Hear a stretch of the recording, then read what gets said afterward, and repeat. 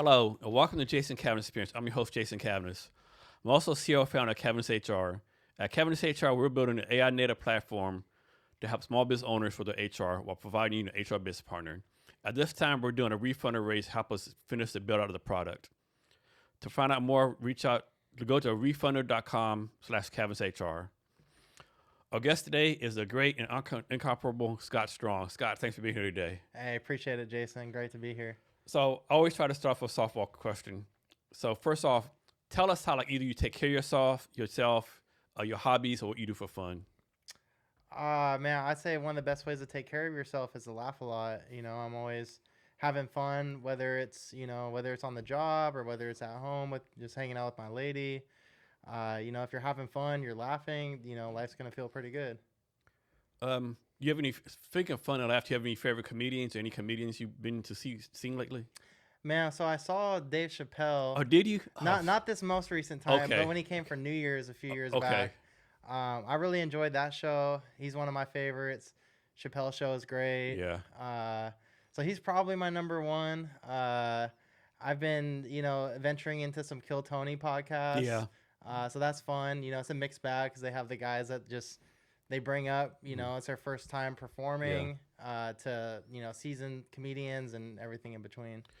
Yeah. I know when you see this time, I guess it was on TikTok. He went to some random, I guess there's a guy who's kind of famous in Seattle, and Dave Chappelle randomly showed up at their show with some like little dive bar club. Like, yeah. Yeah, that was in Nectar, which is over in Fremont.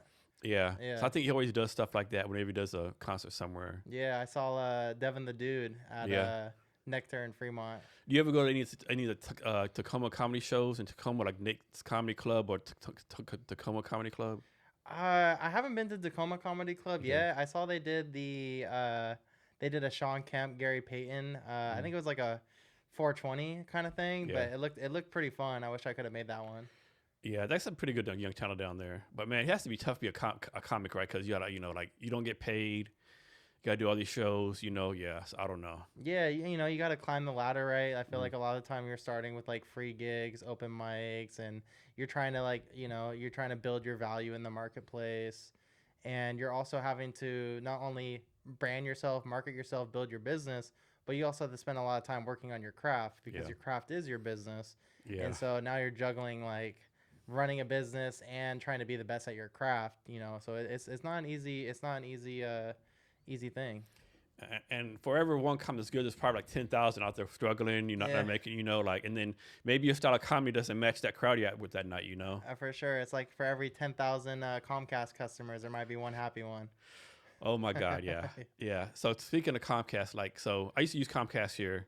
Yeah. And they would go down like once a week, right? Yeah. And so I finally replaced them, and that new place finally went down like during the storm, right? Okay. So I said, man, one time down in 2 years versus Comcast once a week, right? Yeah. And with Comcast always be like right when I had a podcast, right? Like, are you fucking kidding me right now? Yeah.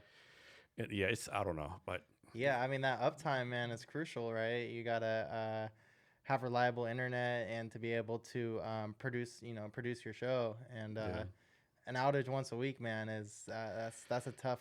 It makes you wonder, like, how did we do anything for the internet? Like, how was business successful? Like, how did we win wars and shit before the internet? Like, yeah, I remember when I worked at the Seattle Mariners, and this is like 2013, 2014. There's a water for you if you need a water. Oh, thank you. And we had to get the knuckle buster out because our internet was out, and we had somebody that wanted to take payment. Our POS system wasn't working, something of that, and so everyone's having to try to figure out how to use the knuckle buster for taking a credit card, and it was it's like all these young kids trying to figure out how to use the old school technology. Yeah. So speaking of 420, like state of Washington's been legal here since like 2015, 2014. I'll probably make that up. How do you think that's affected business here, right? Because of course you have like, I don't know, a construction company or, electrical company, like you have to do drug testing, right? But do business like yours, like do you all have to do drug testing? Is that federally mandated? How's that work? Well, being the business owner, I don't have to get a drug test, right? But we see it in many different industries, just like the workplace dynamics change, obviously like unions, right? And different unions having different, regulations and qualifications as far as drug testing.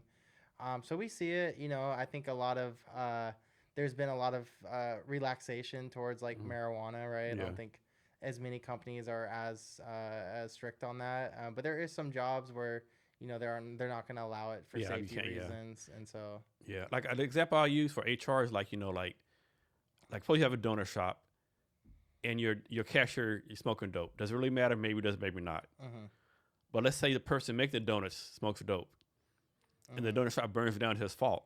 yeah. Then insurance might make a difference, right? Yeah, for Yeah, sure. It's yeah, all those kind of, yeah, all those things below the surface, right? yeah, That's really factoring into it. yeah. I want to see a study where it has like the state of Washington GDP increase or decrease or something since marijuana's been legal here. I want to find that out. No, Yeah, okay. it would be really interesting to Yeah. see some statistics Or of like just maybe investments increase or decrease. Of course, like not the ethics more like I'm sure there's companies out there like on their ethical moral high ground, anti-drug, they will never invest in state of Washington because of the drug stuff. But I don't know. I just thought about that. Be Yeah. interesting to find out. Yeah, I wonder where we could get like some data on that. Has to and be just, somewhere, yeah. yeah. Of course, depends where you get it from. You get it from the anti-drug coalition, be all fucking negative and shit. Yeah, yeah. The data and the source of the data, right, are two can be two very biased things. What's that saying? Stats never lie, but that sometimes don't tell the whole truth or something like that. Yeah, it's like, I mean, shoot, you're a football guy too, so it's like you can look at a quarterback's stats Yeah. and maybe on a game he has 2 or 3 interceptions. Doesn't necessarily mean he played a bad game. No. If one of those interceptions was the end of the first half, doesn't Yeah. really matter. Second interception goes through the receiver's hands. You might look at the box score, 2, 3 interceptions. Oh, he had a crappy Yeah. game. But if you watch the film, maybe he played great. Or maybe he had only completed 55% of his throws, but he threw 10 passes away that prevented from getting sacks or losses or something. Yeah, I mean, if the left tackle blows his assignment, Yeah. Sometimes the best outcome is throwing the ball away. Yeah. So Man, your Seahawks are having a great year. yeah. Were you expecting it to be this good, or I I know you always hope you'd be this good, but my friend Shelly Grant, shout out to her. She had me in this football pool. it's good up just a little bit more. So my friend Shelly, she had us. I joined this football pool where it's just a fun thing where we predicted the record, we predicted the amount of touchdowns that Sam Darnold was going to throw, and the amount of lost fumbles.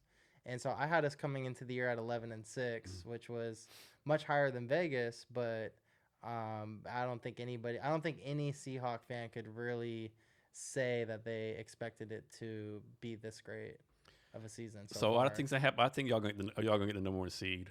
Yeah. I think y'all gonna beat the Rams next Thursday. Yep. I think y'all get the number 1 seed. Yep. Because what Philly's doing, I mean, I don't know the fuck's going on with Philly, right? Yeah. They have all that talent, and they blame the offensive coordinator. Maybe it's his fault or not. I don't know. Like they have I don't know. They shouldn't be doing like they're doing. I don't know. Yeah, Philly. I mean, Philly's weird, man. They seem like they have all the talent in the world, but just the last 2-3 games, they haven't looked like themselves. I still wouldn't want to play them in the playoffs if I'm the Seahawks, but I think their chances of the number 1 seed, if you look, are pretty slim. And that seems like in the NFL, it's like the NFC is a varsity and the AFC is a JV right now, right? Yeah, but it seemed like it wasn't even like that last year. No, it switched. Yeah, definitely switched. Yeah, like.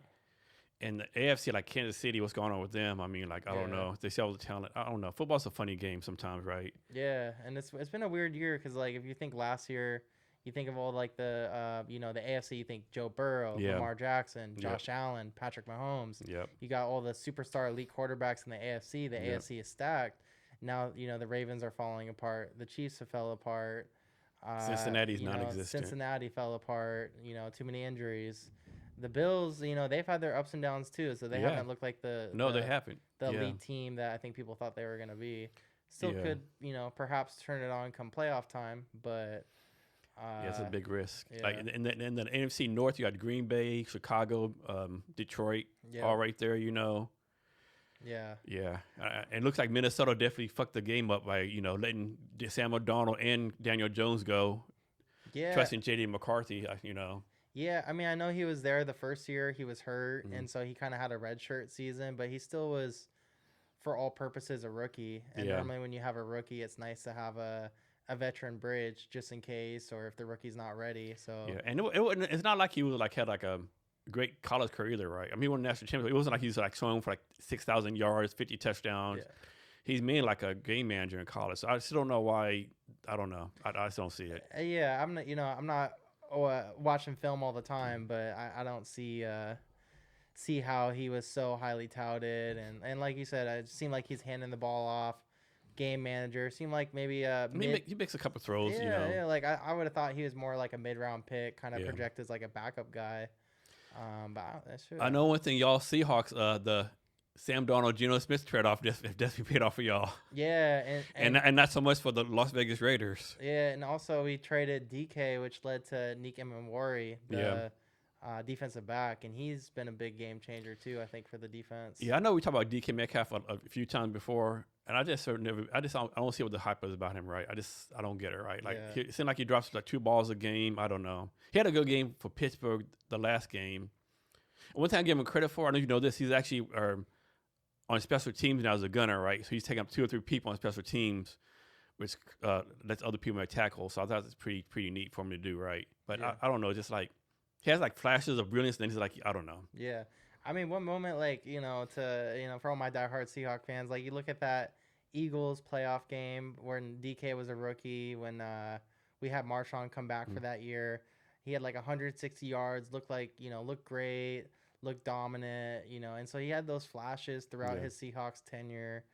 I mean, like, if you look, he's never consistent though, right? Yeah, like you'd look at him and you'd say, man, this guy should be like, like a Terrell Owens, or like Terrell Owens, Julius Jones, yeah, like Megatron. Yeah, like you look at his, the physical traits, right, and that's what he has everything: the speed, the size. Yeah, I don't know. Yeah, I think the route tree has been limited for him, and I don't.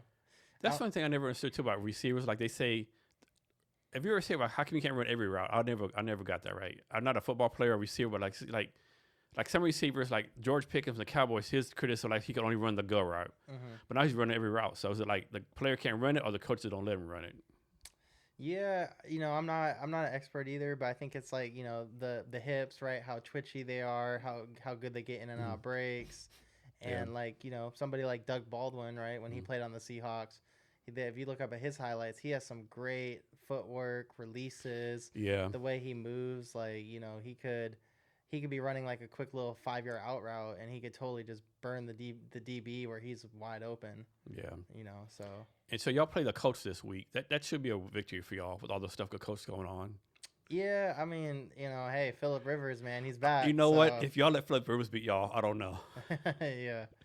I don't know. The Seahawks have been very good about like handling the teams they're supposed to beat. They haven't, like, in the Pete Carroll era, there would be bad teams that would come in and get up 2 touchdowns in the first half, and then we'd have to fight back. Under Mike McDonald, the team has like just handled business, had good first halves, and so I would suspect we'll be okay. But I would, I'm a little worried about Phillip Rivers. I think just the energy, the excitement, bringing him in the building. Yeah. That's true. He's not going to have to do a lot. They have a great line. They have Jonathan Taylor. Like, could he, maybe have a couple sparks and at least keep the game interesting? I mean, I think he could. Yeah, he can. I heard a rumor somewhere that Bobby Wagner might come back to the Seahawks. Probably not as a player. That would be my guess. Yeah, but he's still the Redskins. Now he's still a decent player, right? The rumors like the Redskins are sucking. They're gonna release him so he can go to the Seahawks and play with them again or something like that.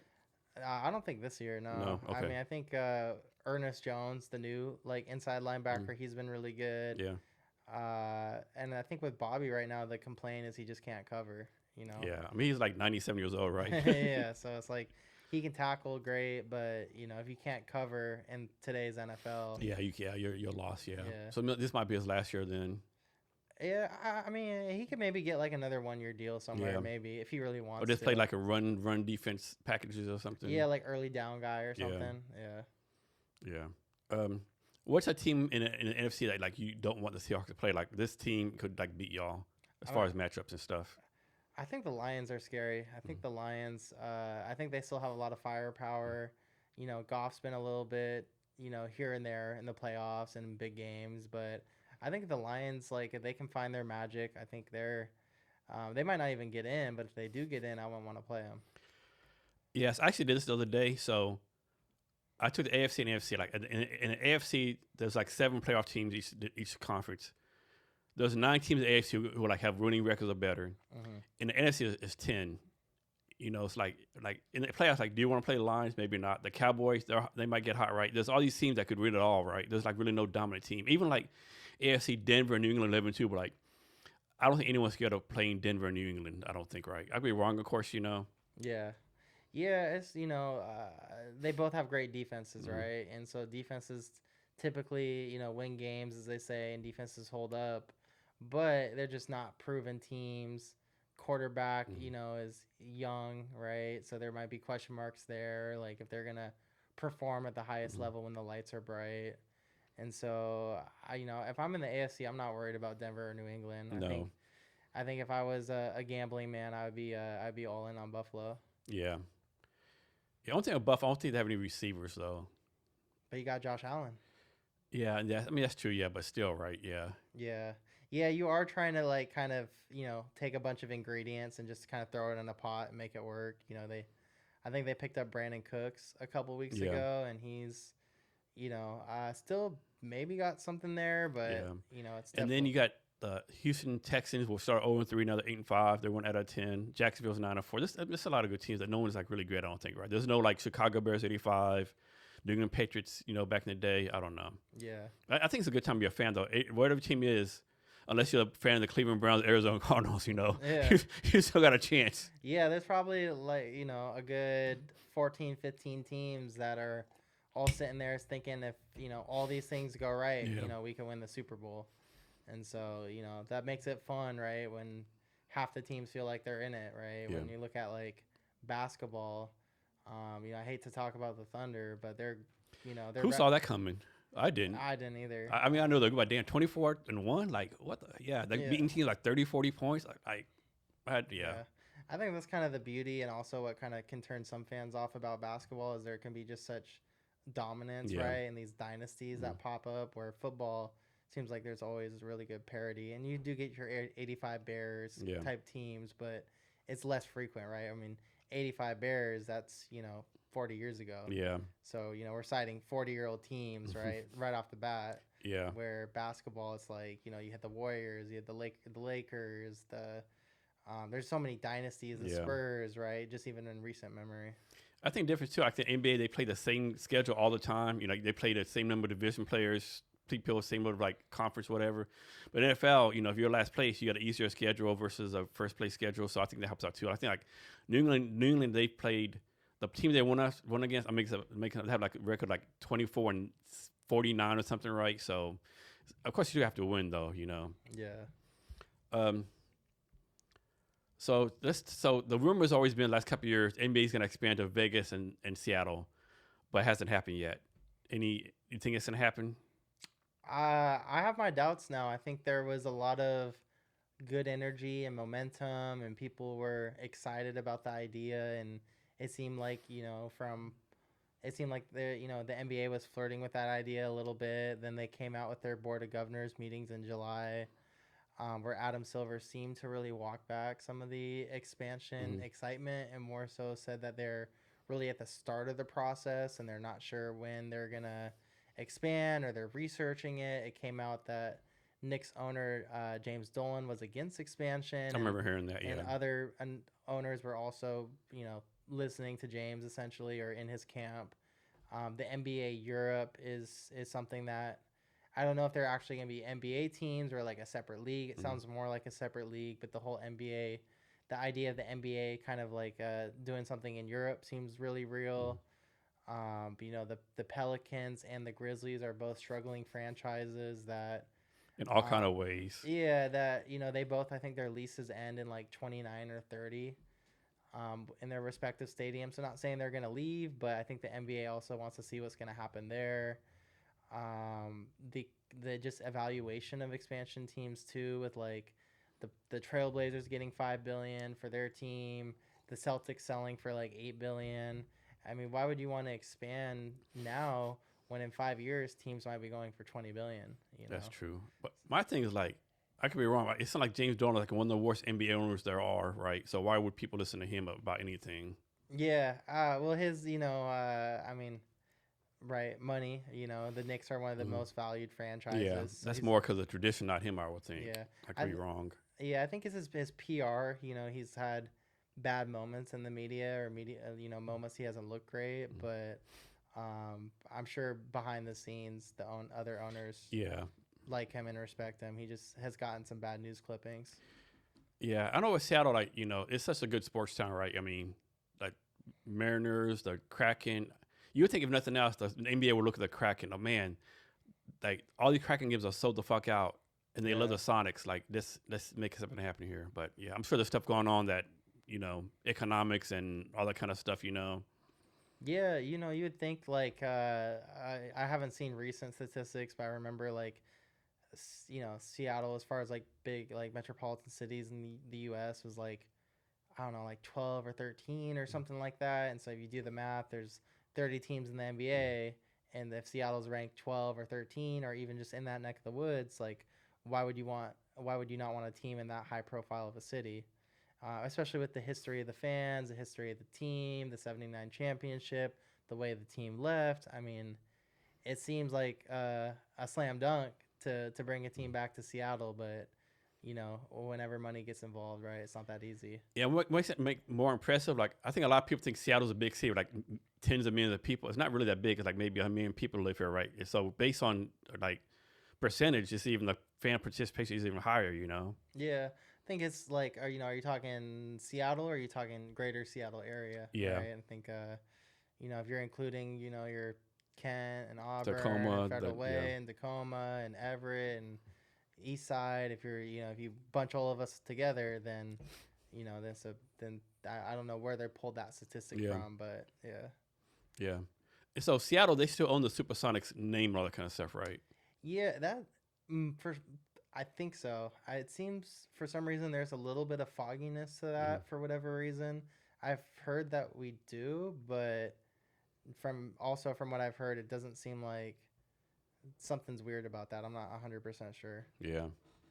And so are you most like most Seattle Sonics fans? Like you hate the Thunder because they left. They used to be Sonics and they went to Oklahoma City.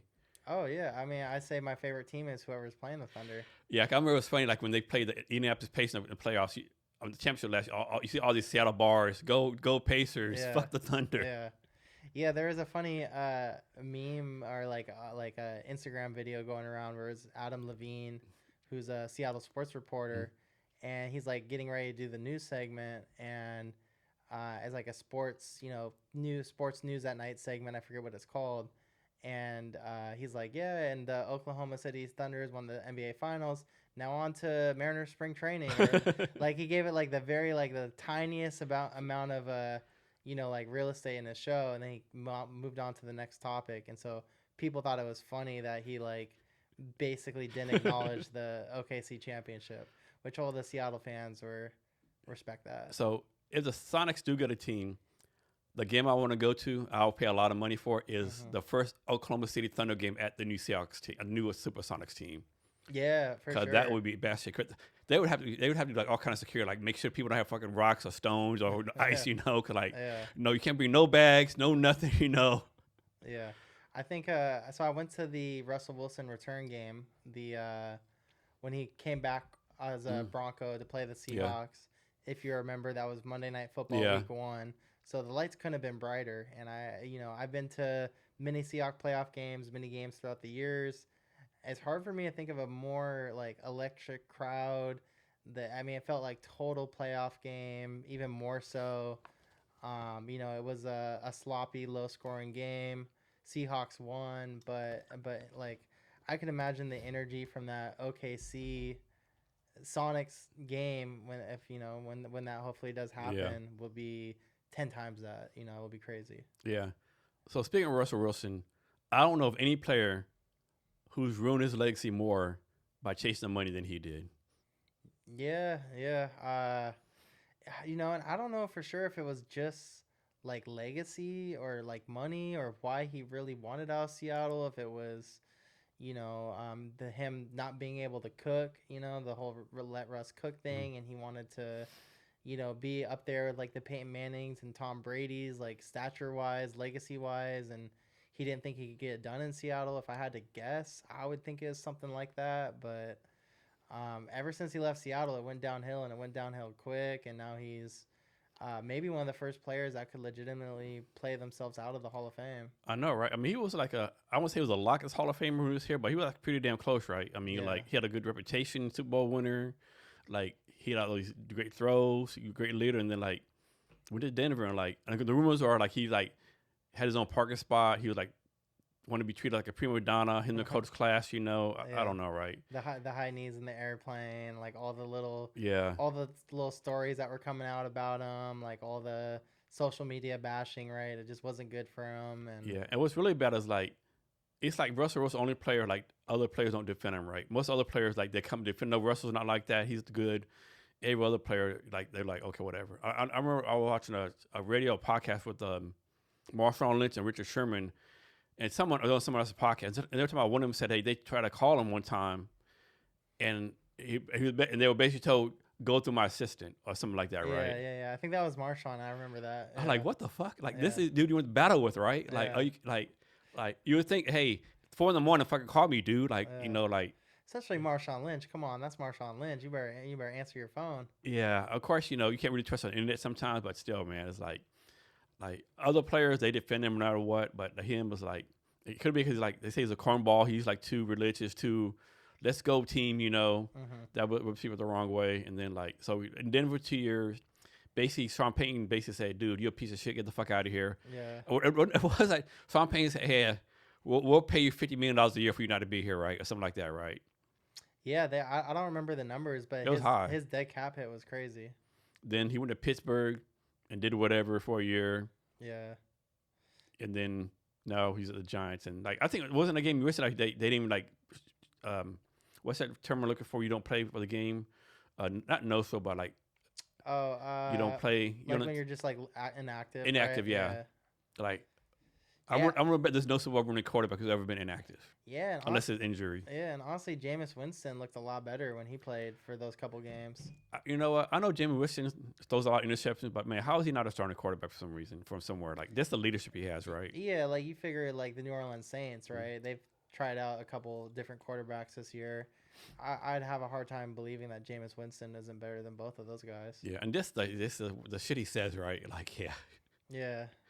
I mean, he was in Cleveland last year. It was snowing, and the reporter said, "Is this your first snow game?" He said, "Yes, it is. I want to thank the good Lord for allowing me to play in the snow here in Cleveland, Ohio, in front of these great fans." Like, he just, yeah. Yeah, he's a lot of fun. Yeah, and everyone says he's a great teammate, all that kind of stuff. Yeah. Yeah. I don't know. Yeah. So next, talk about your what you do with the Sonics Legends Fund.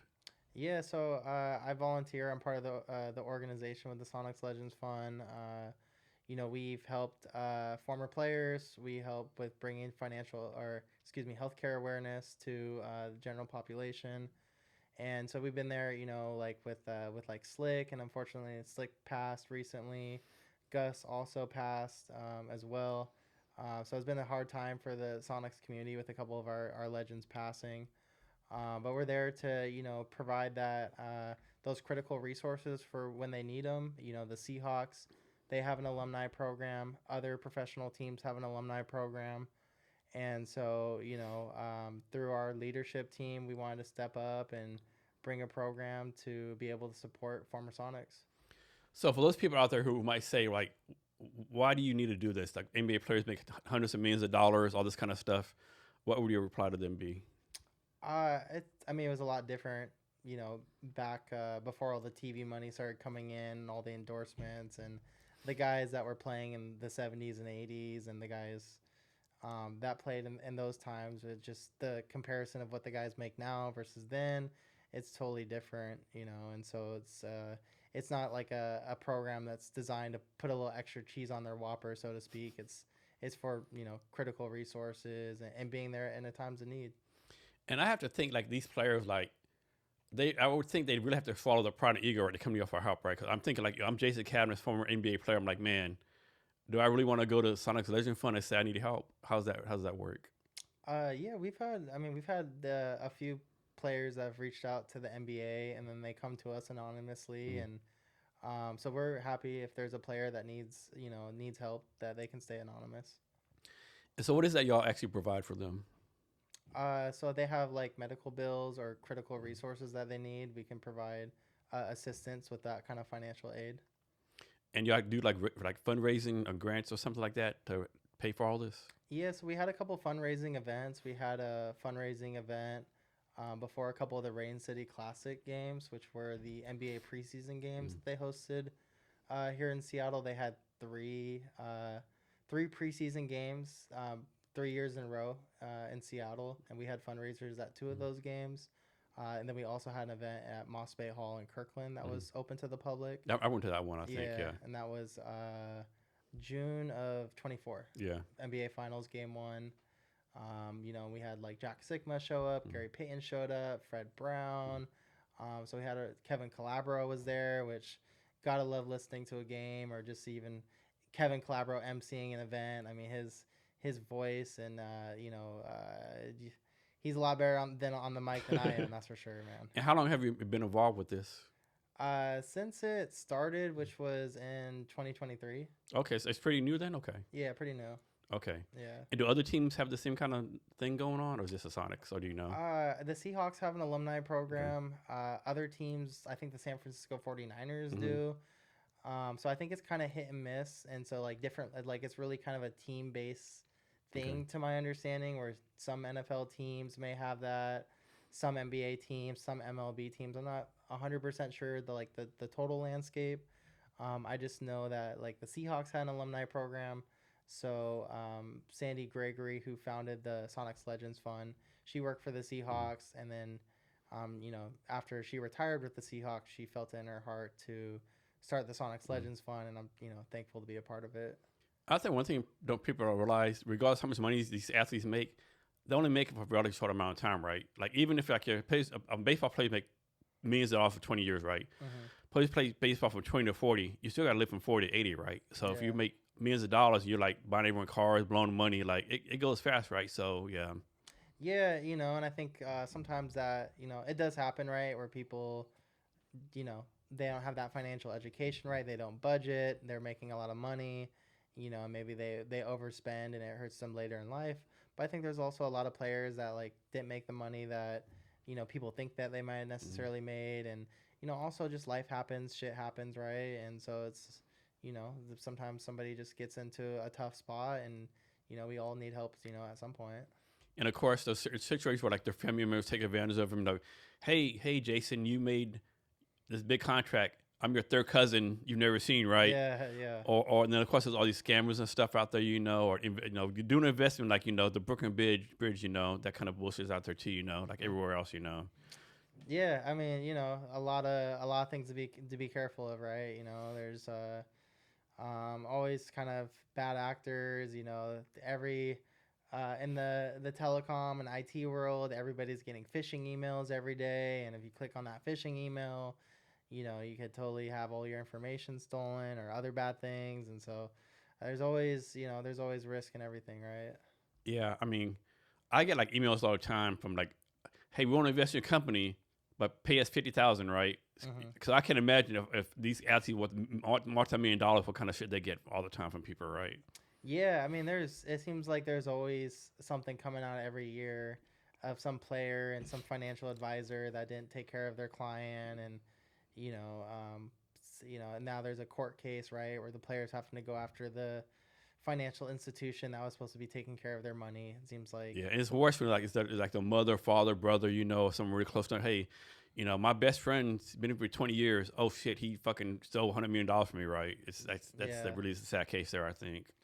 Yeah, man. It's sad, man. There's a lot of tough stories out there of just the people that they're supposed to be able to trust the most, right? Not having their back. Yeah. So you belong to several chambers of commerce, right? Yeah. So first, why do you belong to so many of them, and what do you get out of being a member of these chambers of commerces?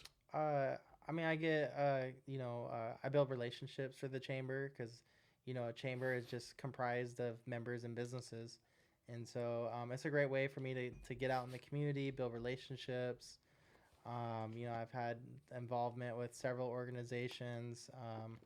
I try to get to the Seattle Chamber. I really like getting to some of the neighborhood chamber events, like the Queen Anne Chamber was a chamber that's had a little bit of ups and downs with just COVID and things, staff changes, things like that. But yeah, the chamber is important to me. It's really important in my mindset to get boots on the ground and to actually connect with small business owners, people of the community leaders, and that's the way that you can really like gain insight to, like how if you have a product or business, how you can serve the community.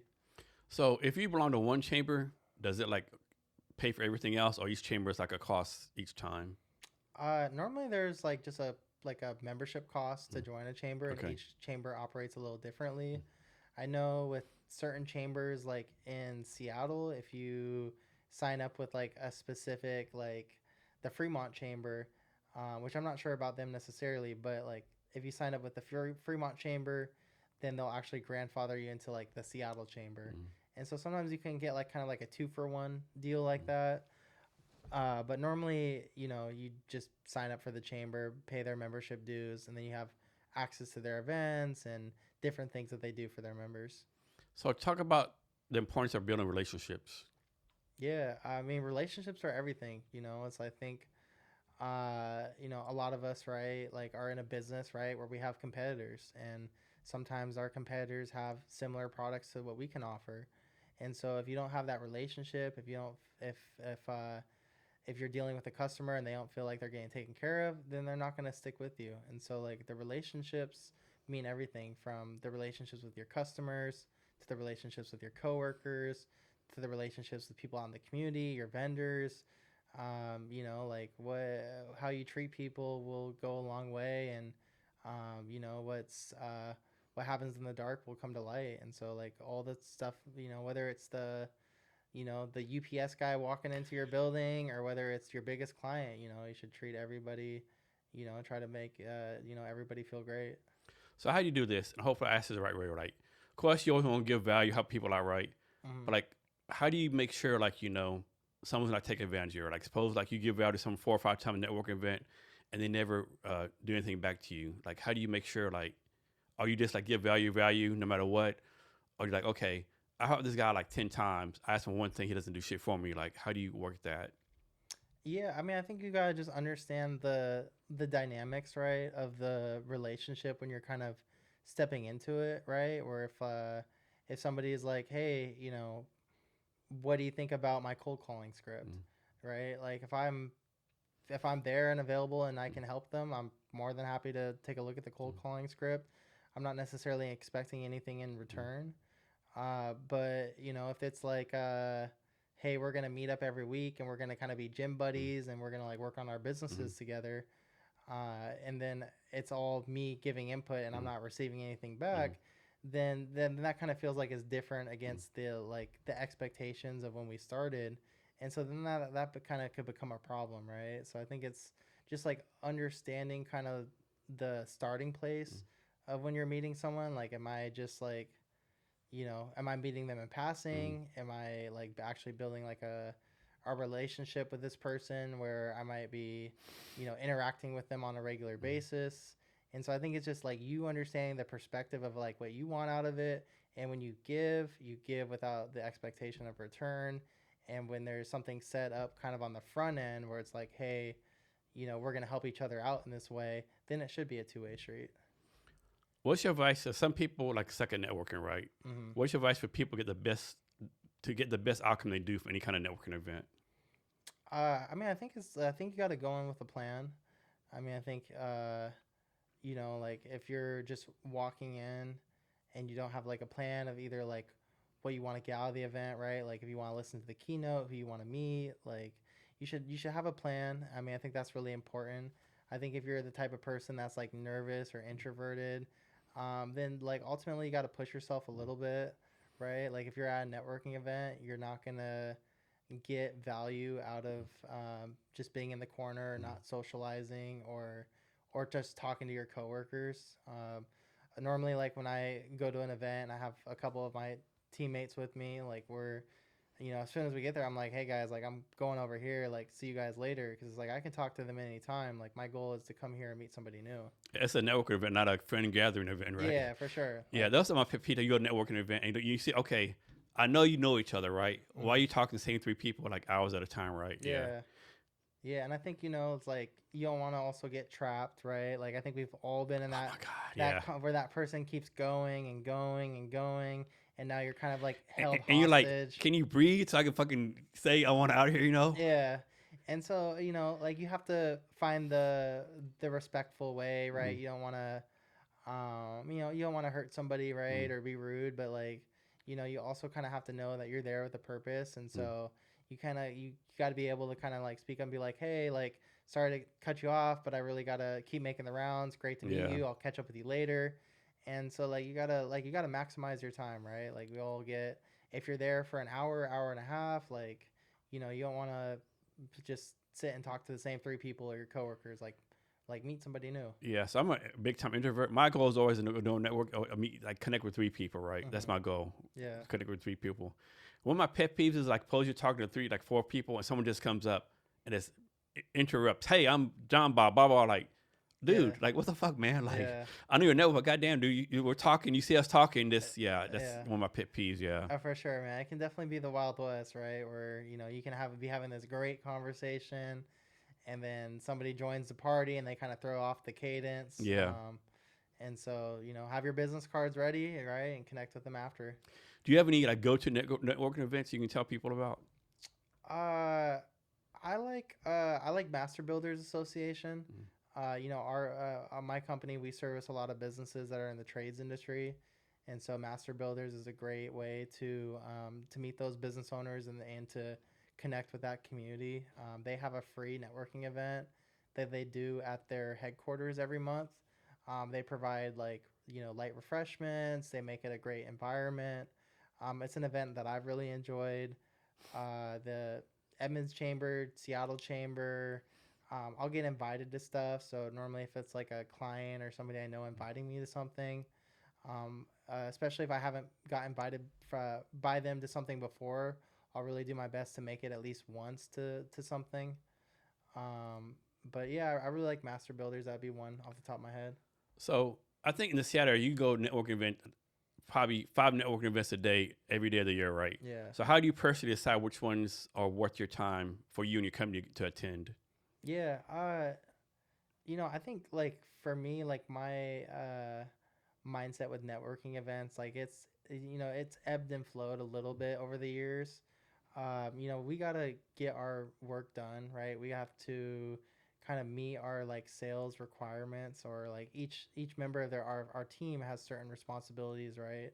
And so like if you're handling your business, then a networking event, right? Like if you've made all your calls for the day, if you've sent all the emails that you need to do, if you wrote the proposals, if you had, four or five support tickets that you need to finish, and you get all your stuff done, when you go to that networking event, you're gonna be feeling like $1 million. You're gonna be feeling good. You're gonna be excited to meet people. I think sometimes people can network so much that they're always networking, but they're not really like doing the work of the business. And so you have to kind of have a little bit of a balancing act, or at least an awareness and an understanding of, what, like, how much networking is the right amount for my business. And if I am going to go to this networking event, did I meet my other requirements and responsibilities? So you go to a network event, do you go beforehand and say, okay, I'm going to this network event and my ROI needs to be this. I need to get this out of this networking event. No, because I have no control of a networking Mm, event. I don't know who I'm gonna mm, meet. I don't know. I have like I'm I don't have control of that environment, but I do have control of what time I wake up, mm, how many calls I make, how many things, how many emails I send, how many businesses I interact with, and so I want to focus on setting expectations on stuff that I can mm. control, and then networking event, like kind of said earlier, like that's kind of like a bonus in my eyes, Okay. where if I met all my requirements, if I did what I had to do, and then I walk into this event, I'm feeling good. I handled my business. I'm excited to meet people. Maybe if it's an evening event, have a drink or two, socialize, have fun. Like I think too, if you put too much rigidness in a Mm, networking event, then you can lose maybe some authenticity, like within yourself. If you're like, I have to like if you walk into a networking event thinking like I have to get a sale, Yeah, you yeah. know, You're not getting no sales at network you events know, unless you're very lucky or very, very, very good salesman. I think. yeah, and but I think there's gonna be like like a lot of people that you're gonna that you could have had a great connection with, but because you're in the mindset of looking at them as a sale, Yeah. now the connection isn't authentic, Mhm. and now maybe there could have been something there, and now you kind of didn't perceive it the right way, or now it didn't manifest. Yeah. So I've known you a couple of years. Each year you throw great birthday parties. Have you ever always thrown birthday parties every year, or something new, or just something that's like Uh, just said a Scott Strong thing to throw great birthday parties? I think it's become one now. Yeah. Is the answer. I've had a couple great birthday parties. People are enjoying them. It's a great way for me to bring all the people that are important in my life Mhm. together. And as we get older, we get busier. We'll have careers, families, all these things going on.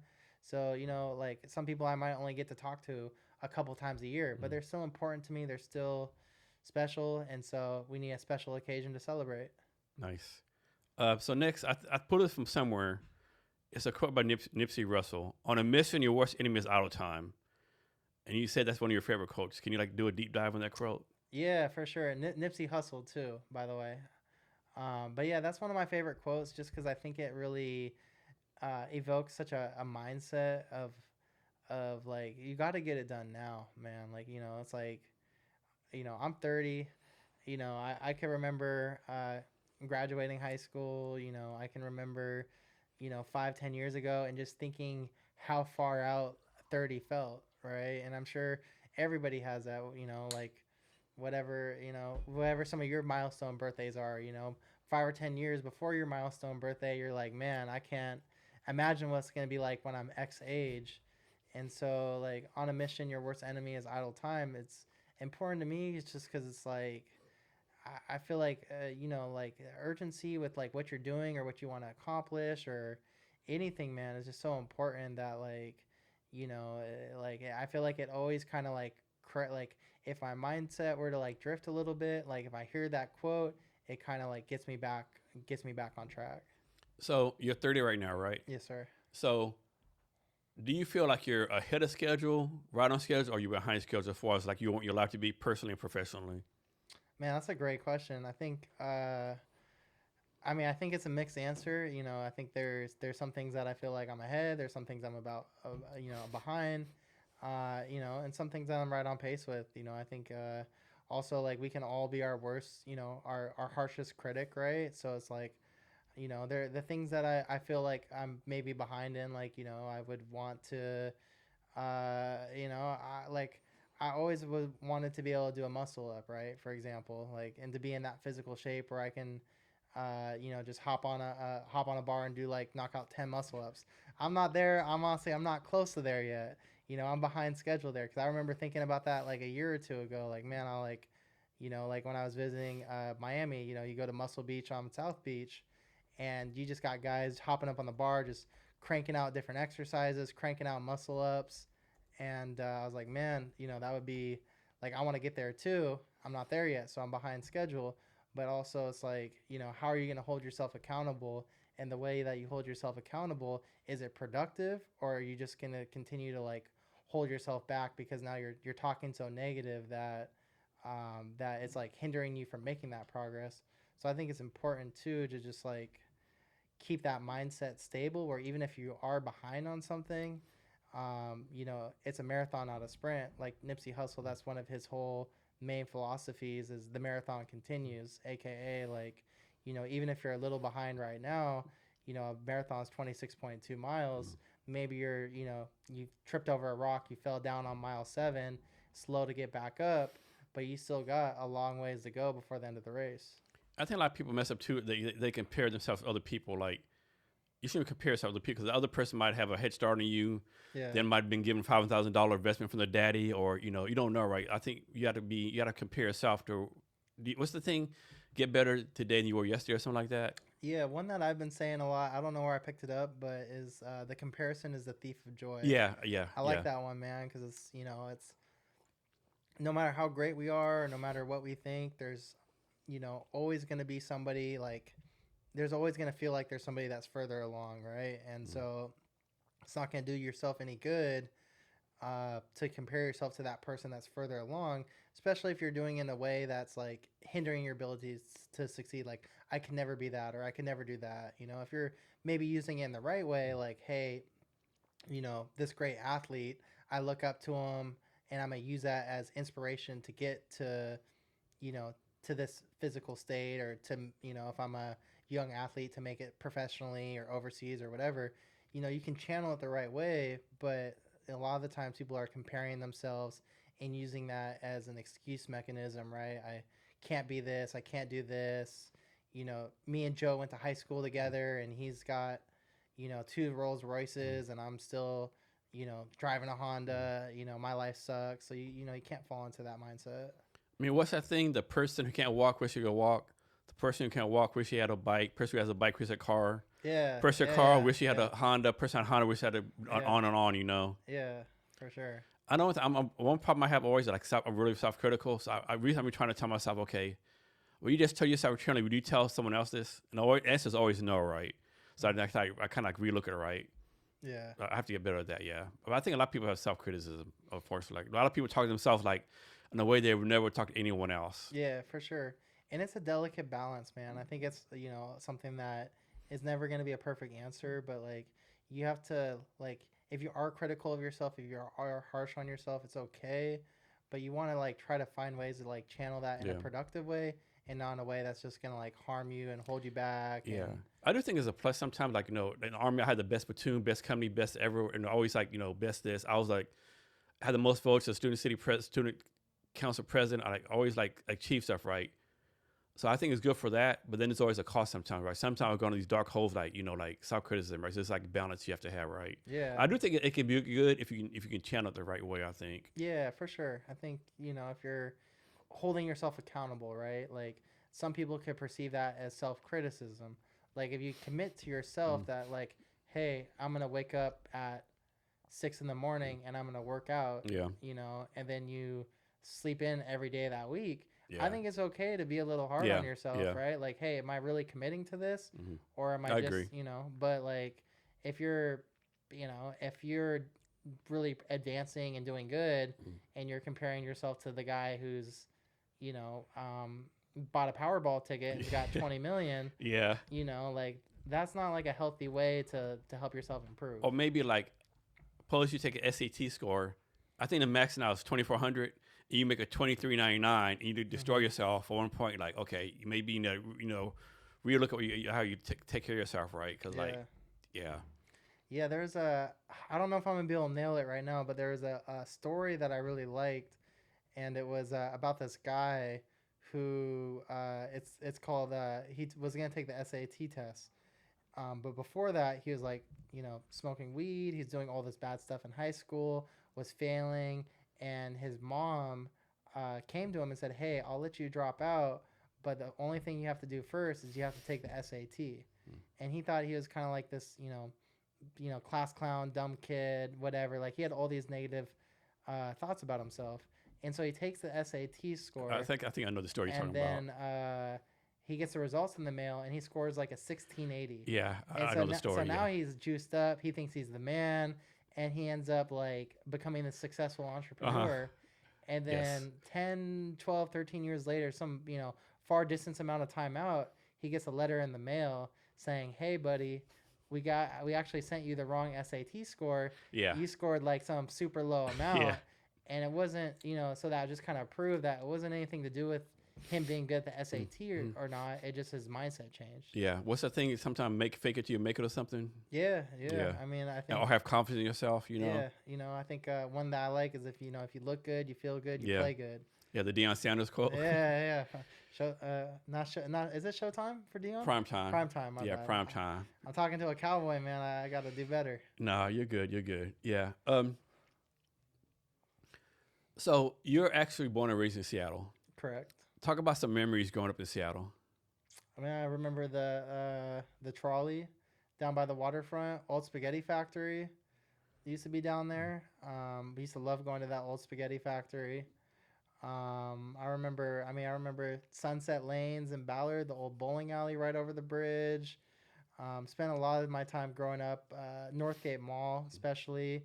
Used to, take the metro after school to Northgate, and me and my friends, like middle school, used to run around Northgate Mall. I can remember like where store like I can remember going in the same entrance every time. The Payless shoe store used to be there.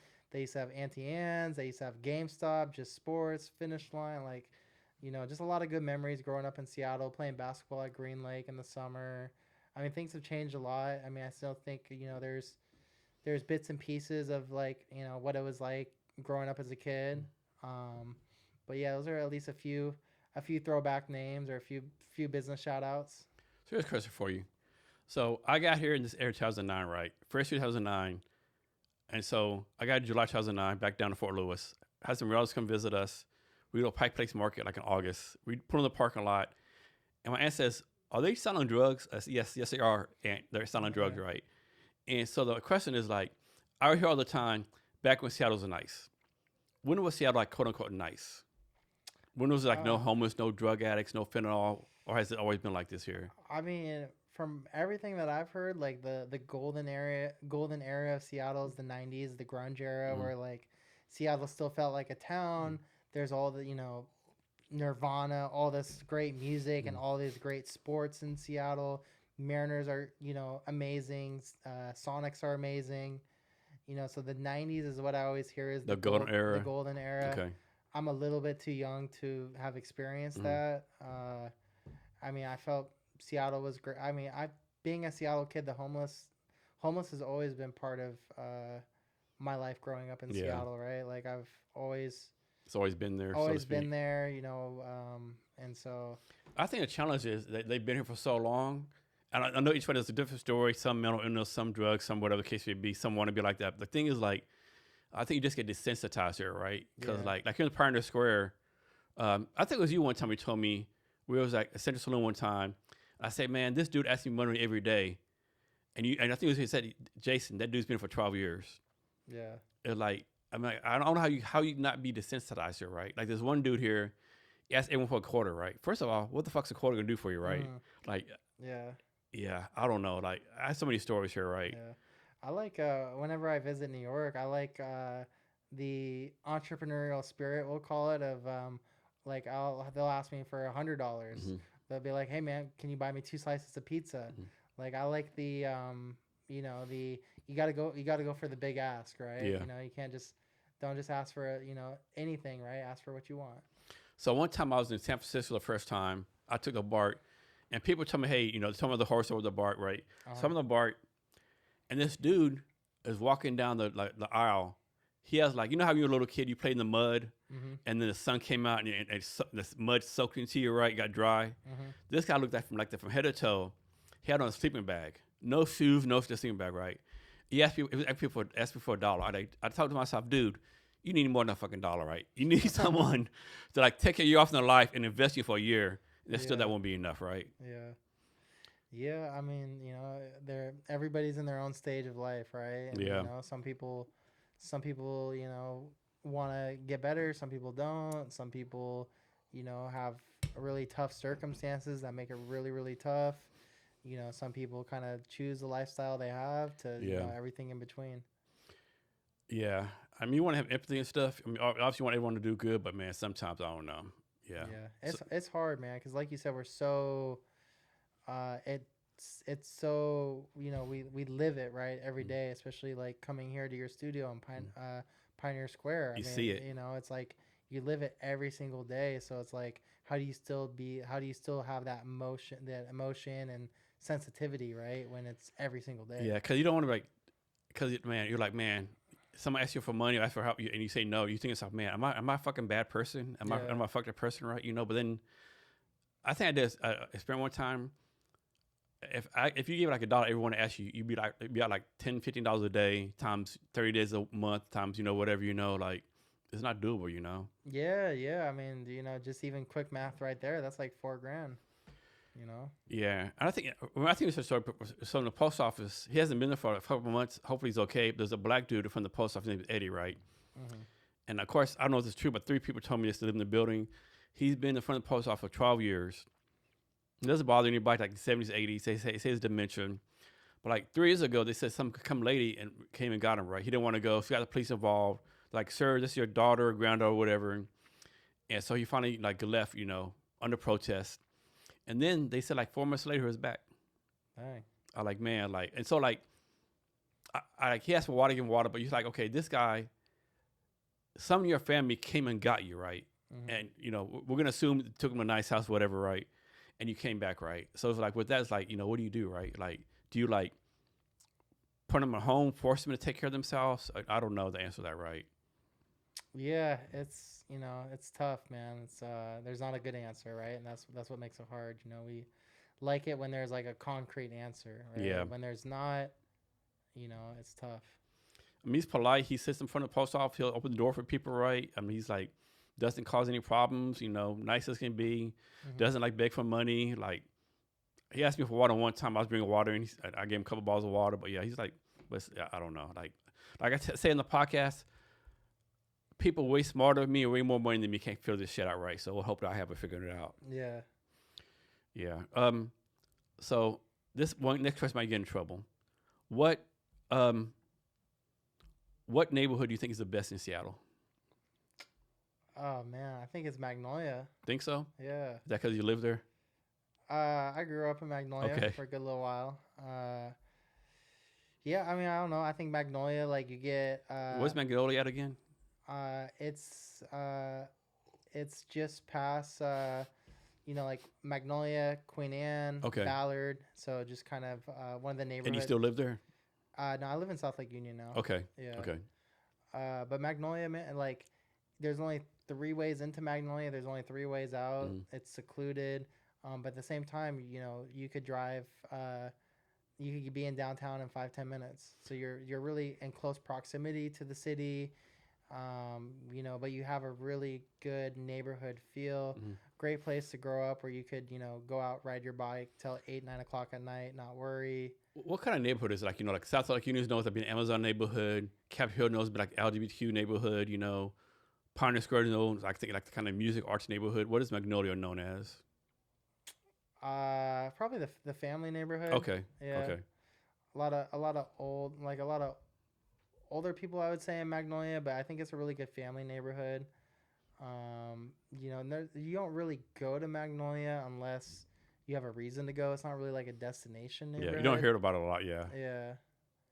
But yes, I mean, I'm biased for sure, but it's my favorite. I think it's the best. So one thing I think is kind of either good or bad about Seattle is like people be like, okay, I'm in Capitol Hill.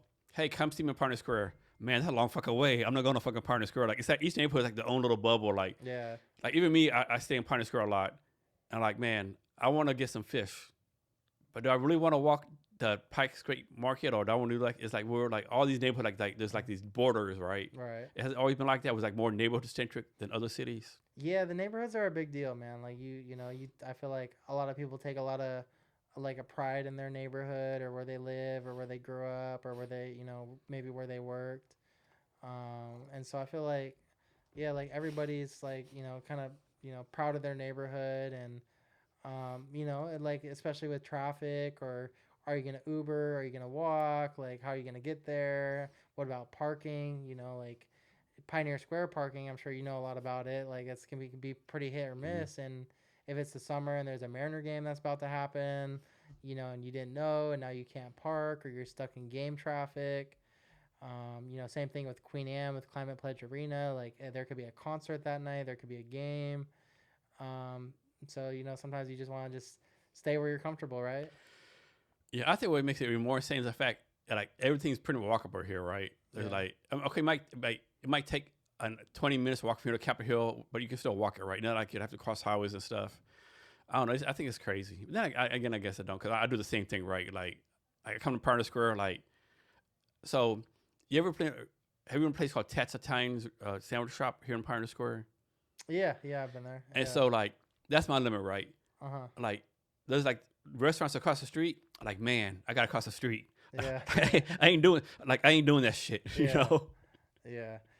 No, it's like, there's other food places that I enjoy more, but if I'm by the office, like it's convenience too, right? Convenience will play like those freaking DoorDash fees. You know, Oh people. man, yeah. It's like I see like we're like thinking about ordering from DoorDash. Sometimes it's like two entrees and an appetizer, and it's like 80, $90, I and I'm know. like, And then they want a tip. yeah, and then you know, and like you don't want to, you know, not tip the driver, right? Because Yeah. it's like, hey, I'd love to maybe take a haircut off what I'm paying DoorDash. Yeah. I don't necessarily want to like not help out the driver, right? Because Yeah. they're, you know, I can feel the impact a little bit Hmm. more there.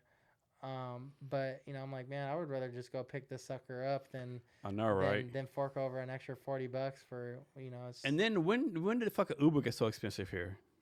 yeah, that's what I.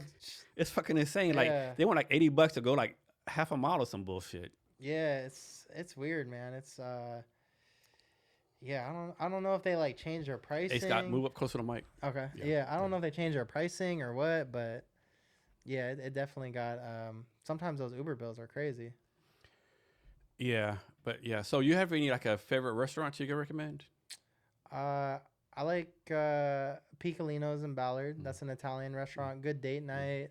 But good just, you know, overall. They have like a little cafe and coffee shop. They have like a little like outdoor kind of like garden area that you can sit, and they have like nice tables.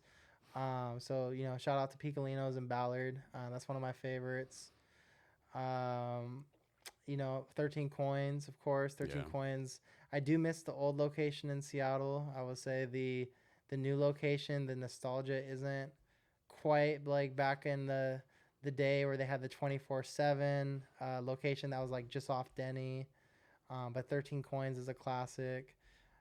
Bay Cafe in Magnolia, that's another good one.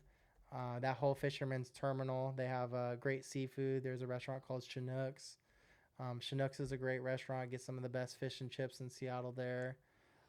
So those would be a few off the top of my head. So let's suppose you have a friend or family, someone comes the first time, never been to Seattle, Hmm.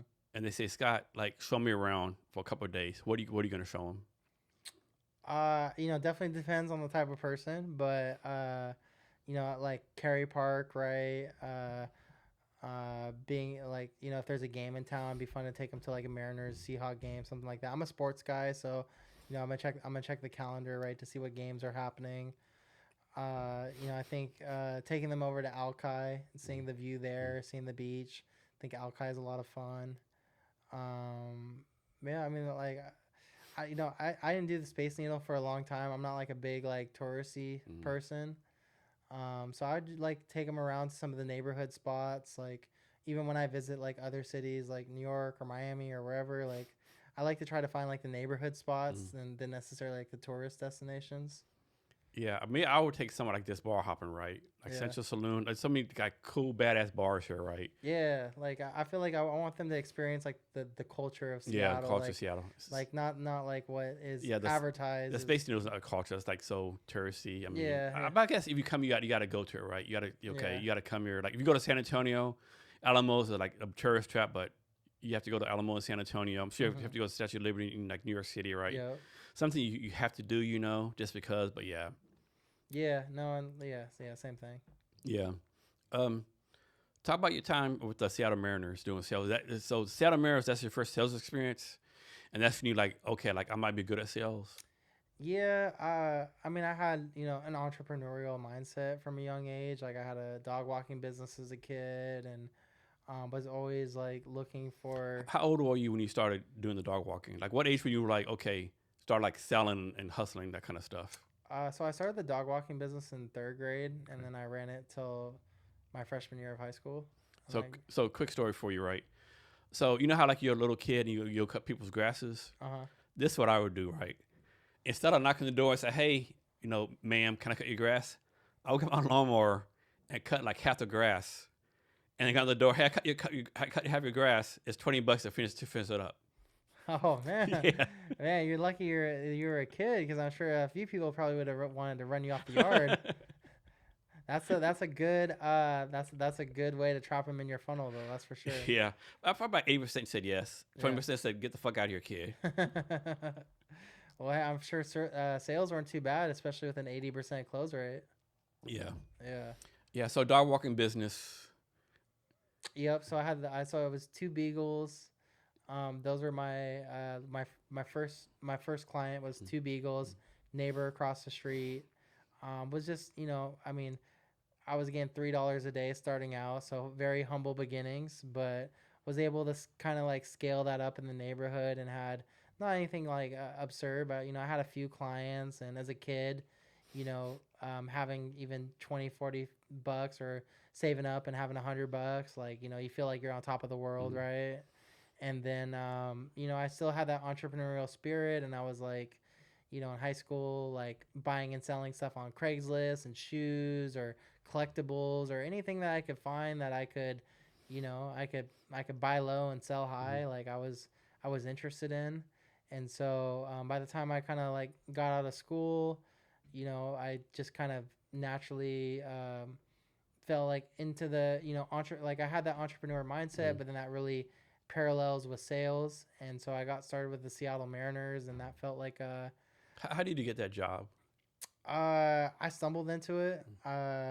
So I ended up actually the Mariners used to have outside team stores, so they have like their main job or like their main headquarters at the stadium, but and they've scaled it back. But they used to have like a location at Alderwood Mall, Bellevue Square, South Center Mall. So all the malls would have a like a team store that was actually owned by the Mariners, and so I was at South Center Mall, and I'm a fan of the team, right? So I'd always go in the store, look at memorabilia, look at jerseys, all that kind of good stuff.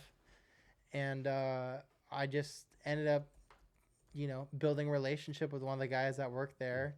Found out they were looking for somebody, got a job there. Then I started working at the stadium as well. And so that's basically a relationship. Did they teach you to do sales, or you taught yourself how that work? How do you like train yourself to be a good salespeople Uh, person? I would say I'm more self-taught than anything. Like I, have always just consumed a lot of sales and entrepreneurial like material. Have always kind of surrounded myself with like friends that share an entrepreneurial mindset. So I had like, we've always like me and a lot of my friends growing up are always looking into just different ways that we could get better, find ways to, like make money and just different things that we could do, like even stuff like Bitcoin, right? We caught Bitcoin pretty early, and like I had a huge, like we all were. Uh, I was like I flew to Atlanta. I had a friend that lived in Atlanta, and this was like 2016, and he had a digital marketing business, and he had clients. He was like doing digital marketing for different businesses in Atlanta, and we were friends, and so I was like, man, I want to fly out and just like hang out with you for a week and see what you have going on and learn, and I'll bring my laptop and we can just hustle and grind, and his friend happened to come into town, and his friend was like all about Bitcoin, and so I was flying with the anticipation that we were going to really focus on like digital marketing, like running Facebook ads, things like that, things at the time I was really interested in, and we spent the entire time just on this huge Bitcoin and crypto rabbit hole. And it was like right at like the first time is like 2016, early maybe 2017, where Bitcoin had this run where it went from about like 2 grand to 20 grand. And it was like, really catching national headlines, and it was big. And so we got in there, and it like every day we were seeing Bitcoin go up like from like 2000 to like 2300 to like 2600, and like each day, like then the next day was like 3100, then back down to 2800, then back up to 30, like, and so we started to see this huge growth in Bitcoin. And I'm an advocate of crypto. I don't think there's definitely pros and cons, use case, all that kind of stuff. But just seeing the momentum of that digital asset was really, um, it was cool to see, and just kind of like a chapter in like the entrepreneurial journey. So I'm speaking generalities, but why do you think there's some people like yourself, like you like hustle, do several things, focus on several things, like doing this, doing that. Other people can't handle a part-time job at McDonald's. Yeah, man, that's tough. I mean, I think some people like, I think it's, it comes down to a lot of like mindset, the environment that you're raised in. I don't think that determines everything by any means, but I think that is definitely like a starting place and a foundation. And then I think also, um, It's like what's your level of responsibility, right? Like a lot of people like, you know, their life changes once they have a kid, right? You hear that a lot. Like I was goofing off, kind of messing around, not taking life serious, and then oops, like I'm gonna have a kid, and then I kind of like get my shit together. And so everybody has like their own circumstances in life like that, where something like something changes in their life, something drastic happens, and then they make a change and they get serious about it, right? And so I think there's some of that, and then I just think sometimes, it's kind of the law of averages, and just some people like, some people feel like with life, like if they love going home and playing the guitar, and that's like what's most important to them. That's more important than their job, how much money they make, where they live. Like if they have that guitar in their hands, they're happy, right? For with me, like I've always had a lot of career and ambitions towards like accomplishing things in my life, and so that's what kind of like wires my gears. So, can you define success for yourself? Accomplishment. What kind of accomplishment? Like personal, professional, revenue, like what? I mean, there's accomplishment in each area. Like I think like, like having a family is an accomplishment. I think like being able to do 10 muscle ups is an accomplishment. I think if you do $1 million in revenue in your business, that's an accomplishment. And so I think like there's different ways you can measure like different aspects of your life. But I feel like whenever you feel like you're accomplishing something, you feel really good, right? And so I like that feeling of like, hey, I set out to, like, I like to focus on trying to accomplish stuff. So in your mind, what separates like a good salesperson from a great salesperson? I mean, I think not to be like, not to generalize it too much, but like consistency. I think follow up is big. I think a lot of salespeople get deterred too easy, where we've had a few businesses that we've interacted with as like myself and my team, where we're cold calling them, we're reaching out to them, and they basically professionally tell us to go take a hike, and then we still check in with them a couple months later, and then they end up something in their world changes and now they're ready. So I think so I think all those kind of ingredients, right? Like consistency, following up. I think being resourceful is another big one. I think people like you got to have a little creativity to your sales, right? Like I think some people are like they're too rigid in their process, where they don't give themselves that freedom to like actually connect with somebody, actually like find out what's important to them in order to close a deal.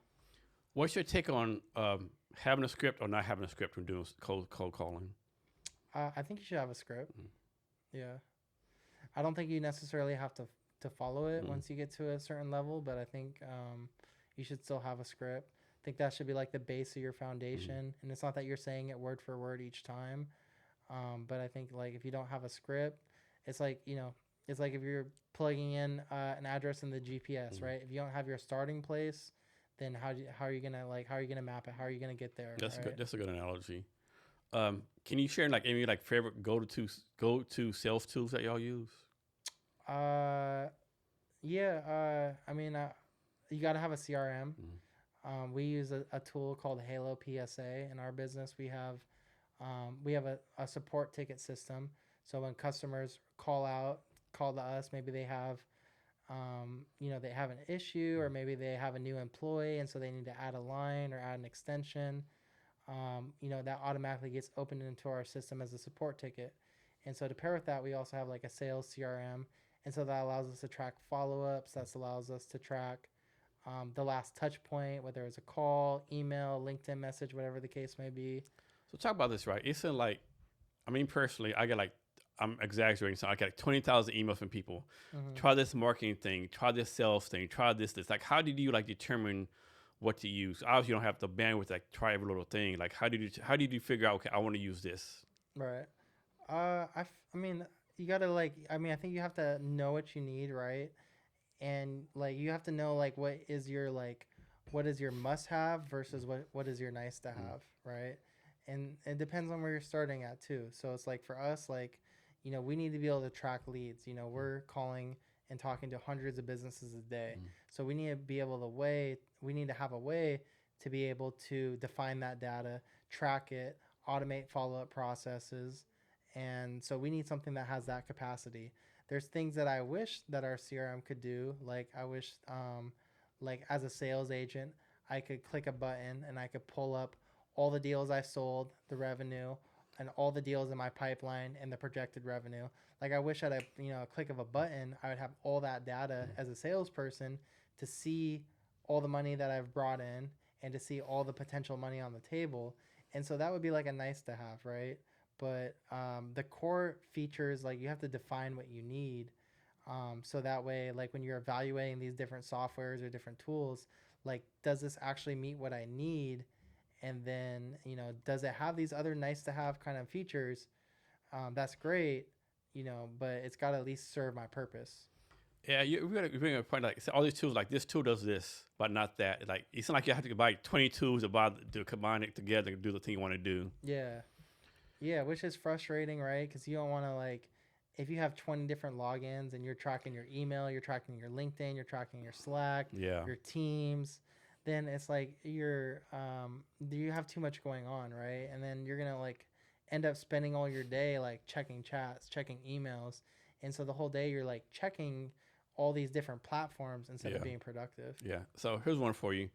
So you and people do a lot of cold calling. Mm-hmm. What can someone do when they cold call you to impress you, to make you, okay, let me take this call, either take this call, let me listen to them, like maybe like deep dive, do a deeper dive in this call? I would say have personality, be real, don't sugarcoat me. Those are immediate things that come to mind. I had somebody cold call me in the car last night, and honestly, I'm probably a little bit of a sucker. I love taking cold calls. Like I'll entertain it way longer than I should. I'll chat with them. Is that because you've been empathetic to them because you know how tough cold calling is?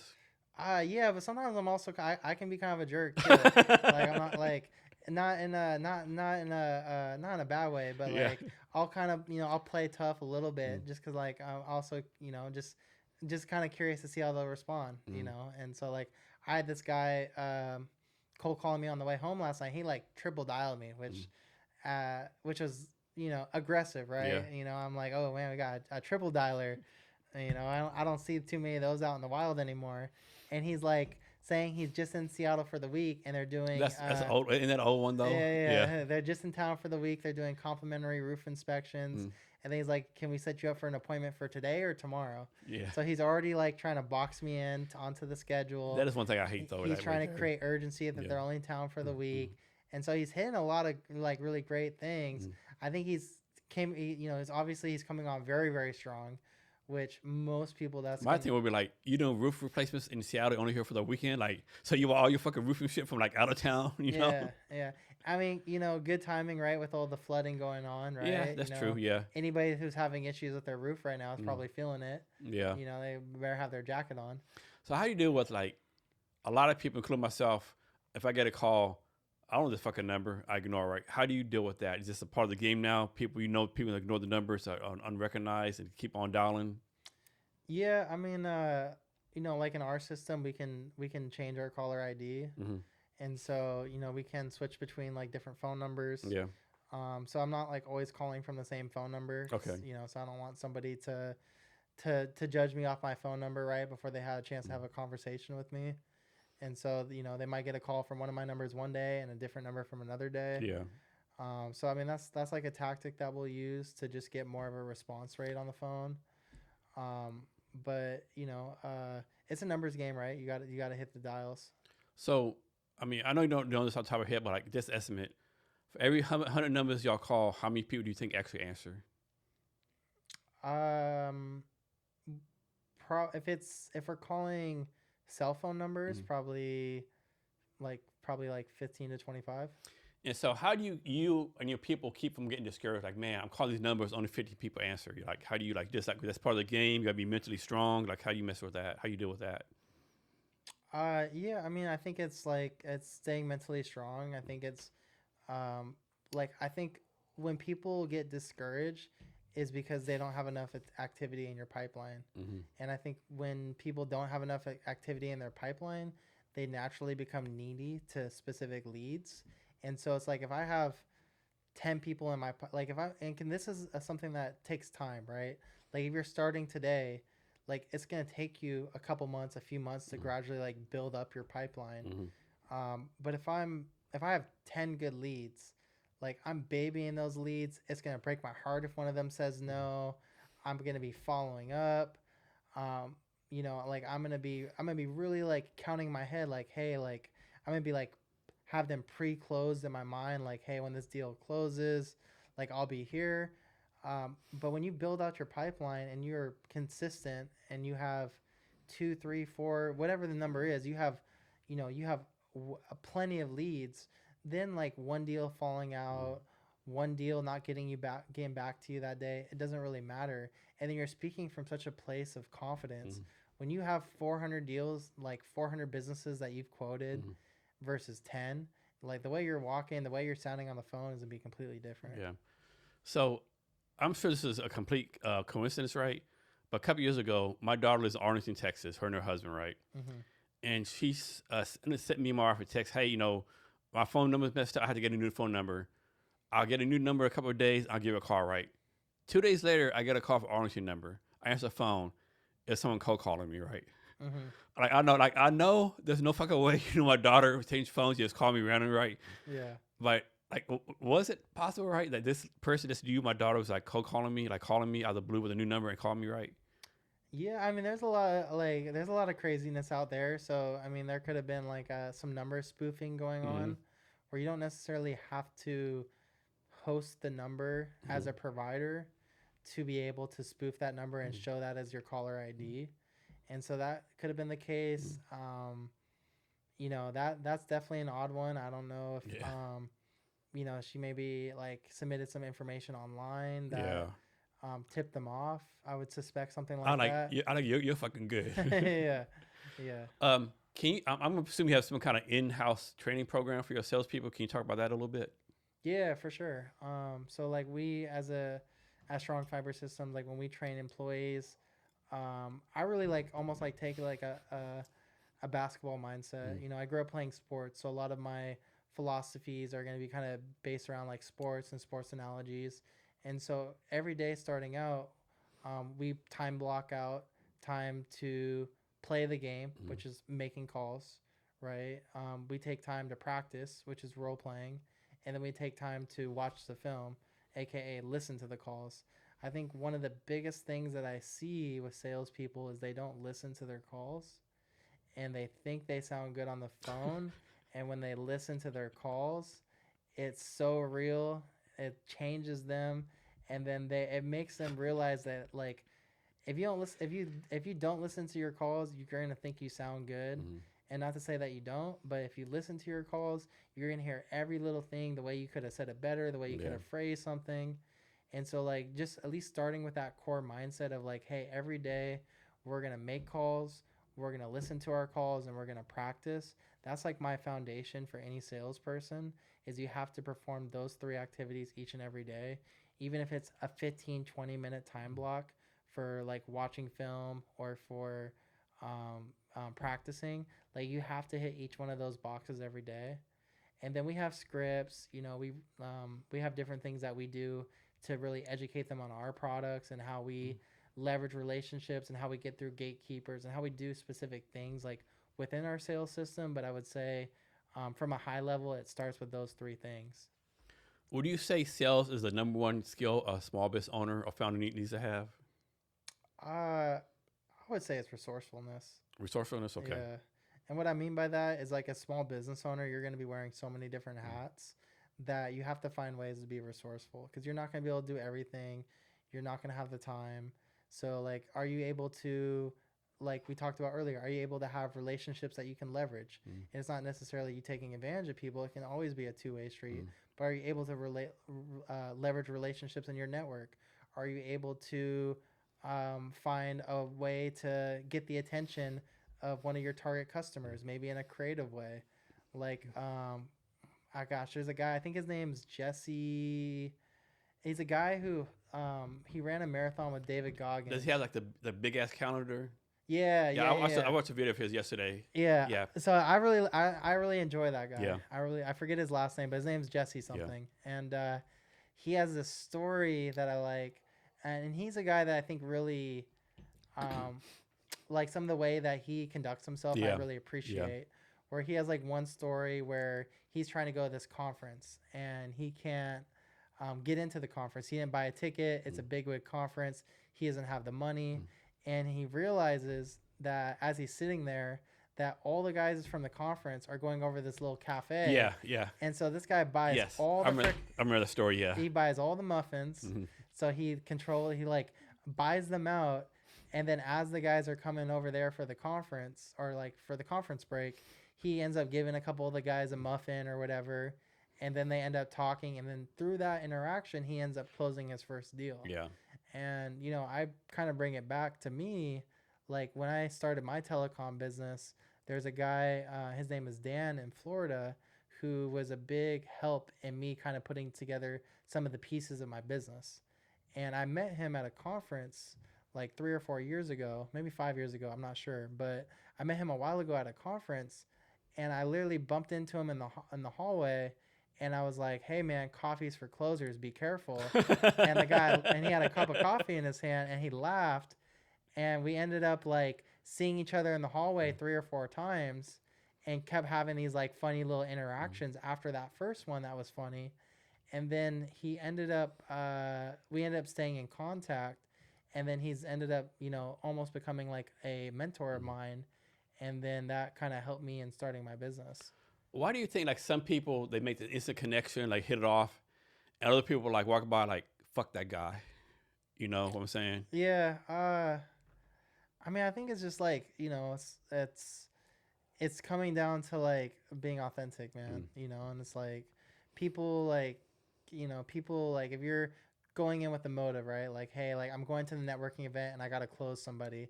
Like that's gonna kind of like you're gonna have what they call like commission breath, right? And so people aren't gonna like resonate with you.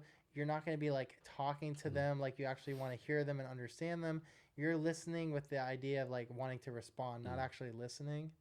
And so I think if you're authentic, you're having fun, and not like just like having fun to have fun, but you just genuinely have like a positive spirit where people can feel that like you really enjoy what you're doing or you really enjoy being in that moment. And I think that's really attractive to other people. Like, when I'm at the conference, I'm having fun, I'm shaking people's hands, I'm like, like I don't know, that kind of energy is contagious, and it attracts people. Can you talk about the culture that you want to build at your company? Yeah, for sure. I think I've been thinking a lot about like, I haven't fully put it together yet as far as like I kind of want to have like our, company like rules as far as like, hey, this is what we stand on. This is what it means to be a strong fiber systems employee. Like these are the values that resonate most with us. And so I was kind of thinking of different quotes, different mantras, things that were like really mean stuff to me that I think would like resonate with the team. Like one thing that I've been saying a lot is, you determine where your finish line is. Where a lot of people think like the finish line is here. It's like if I hit 50 dials, I'm done for the day, or if I do X, then I'm done, right? But really, it's like you determine where your finish line is at. So like if if you want to push yourself, if you want to, if you want to get this deal, like, you have to find a way, right? You have to, like going back to the Jesse guy, like he had this other story that I really liked, where he was pitching this company, and he happened to be friends with A-Rod, Alex Rodriguez, and he's like, all I want you to do is come up the elevator, and I'm gonna shoo you off. And he knew the guy he was pitching in front of was a huge New York Yankees fan. And so A-Rod comes up the elevator, and he's like, dude, A-Rod, get out of here, man. I'll talk to you later. And the dude's totally like, what the heck? This is freaking Alex Rodriguez. And this guy's like telling him to go kick rocks. Like, who is this guy? And so it's like what kind of ball are you, Jesse? yeah, exactly. And so like, like I always like for example, like there's a potential customer of ours who I figured out was a huge Ohio State fan. And so I would start going on Cameo, and I was like looking at different of the Ohio State guys, and I found Cardell Jones. And so I had Cardell Jones make a cameo, and I sent it to him. You know, that's fucking brilliant. Yeah. That is fucking brilliant, dude. And so like I always like, I picked up our holiday cards today, and we're gonna handwrite holiday cards over the weekend. And so the video I watched from Jesse yesterday, he said like every year in the year he goes to the calendar. Everyone he met, everyone does something. He gives a handwritten note to him. Yeah. He said in the year, he's like, I have to write maybe 2,000 notes at the end of the year. But I wrote him, hey, Tom Brown, thanks for him on the podcast. ABM people invited me, had a great time, blah, blah, blah. Like, dude, first of all, like, I would love to do that. My hammer is too fucked up to write handwritten notes, Yeah, yeah. But I think that, like, that mindset of, like... doing the unscalable stuff, whatever you want to call it. Yeah, like, I think that stuff really weighs heavy in my brain, and finding ways to do more of that, and finding ways to just to have that kind of, like, creative edge, right, that not everybody's doing. Yeah. So I don't know if you're hiring or not, whatever. Like, suppose someone's listening and said, man, Scott's a cool guy. I want to work for Scott. How would that person like get you on your radar, like maybe potentially work for you? I would say they got to follow Jason Cavness and Jason Cavness Experience. Number one. But I would say like I'm someone that's open. I'm pretty much always happy to take a phone call or a meeting. Like my cell phone's on my LinkedIn. And so I'm more than, happy to take a phone call.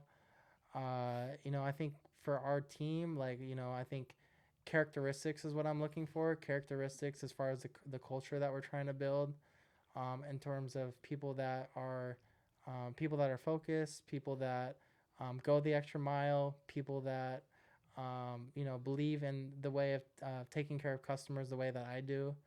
I think that there's been a lot of what to me is really great customer service and how you take care of clients or people that are customers of your business. I think that's a little bit of a lost art in today's society, where everybody wants to send an email, everyone wants to automate with AI.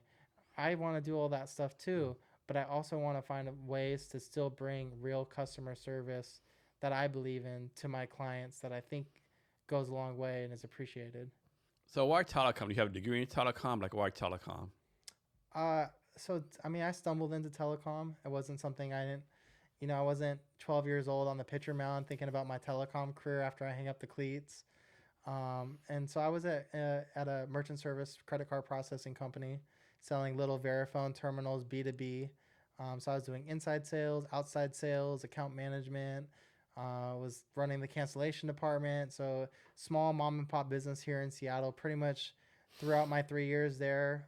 That's where I really busted a lot of my sales chops. I was kind of, at the Mariners, wasn't as formal of sales training, so like through my experience with the credit card processing company, like I said, I wore kind of every hat. Through that, I met my former business partner, and then we started a previous company together, and that's kind of how I stumbled into telecom. And so I kind of proved the concept in my brain of like, hey, I can go into a business, I can bring value, I can bring real customer service, I can solve their needs through this credit card machine. Why can I not do that through telecom? So what's a skill you don't have that you want to learn? I think I want to just keep increasing my skill set with AI. I feel like I'm just at the tip of the iceberg. We do have AI features and products within our telecom product line, but I feel like there's so much more to AI like that. That as far as just like me making the customer experience better for my clients while using AI to build more efficiency, but not to take away the human element. Like I'm still a big believer in like, hey, sometimes you gotta like, if I have a rule in my business that if a customer emails in 3 times on the same issue, like 3 back and forths, not like 3 times in a row with no response, but like if they email in like, hey, I'm having trouble getting my calls to transfer, hey, did you try this? Um, okay, no, I'm still having trouble. Hey, did you try this? No, I'm still having trouble. If they email the third time in and they're still having trouble, you better pick up that damn phone and call them and say, "Hey, I'm Scott with Strong Fiber. I just figured it'd be easier if I give you a Mm. call. I No, can, no one does that no more. yeah, like don't just sit and hide behind your email. How do you deal with like quote unquote needy customers? Hopefully give them the tools Mm. to provide a good experience for them. If they're a customer that is, you know, abusing Mm. your business, I mean, especially as a small business Mm. owner, you might have to draw the line in the sand somewhere. I think if you're direct and upfront with customers, like especially like the more that you set expectations on the front end, Mm. then it's easier to hold accountability. Where if you're like, hey, Mr. Customer, we're happy to get you onboarded. Just so you know, right now you guys have the lowest tier internet speed. Mm. If you guys are gonna be streaming Michael Jordan highlights on YouTube all day and you're gonna be on a 25 meg internet connection, like you're probably gonna have some times where your computer is slow, Mm. and it could affect other pieces of your technology within your business.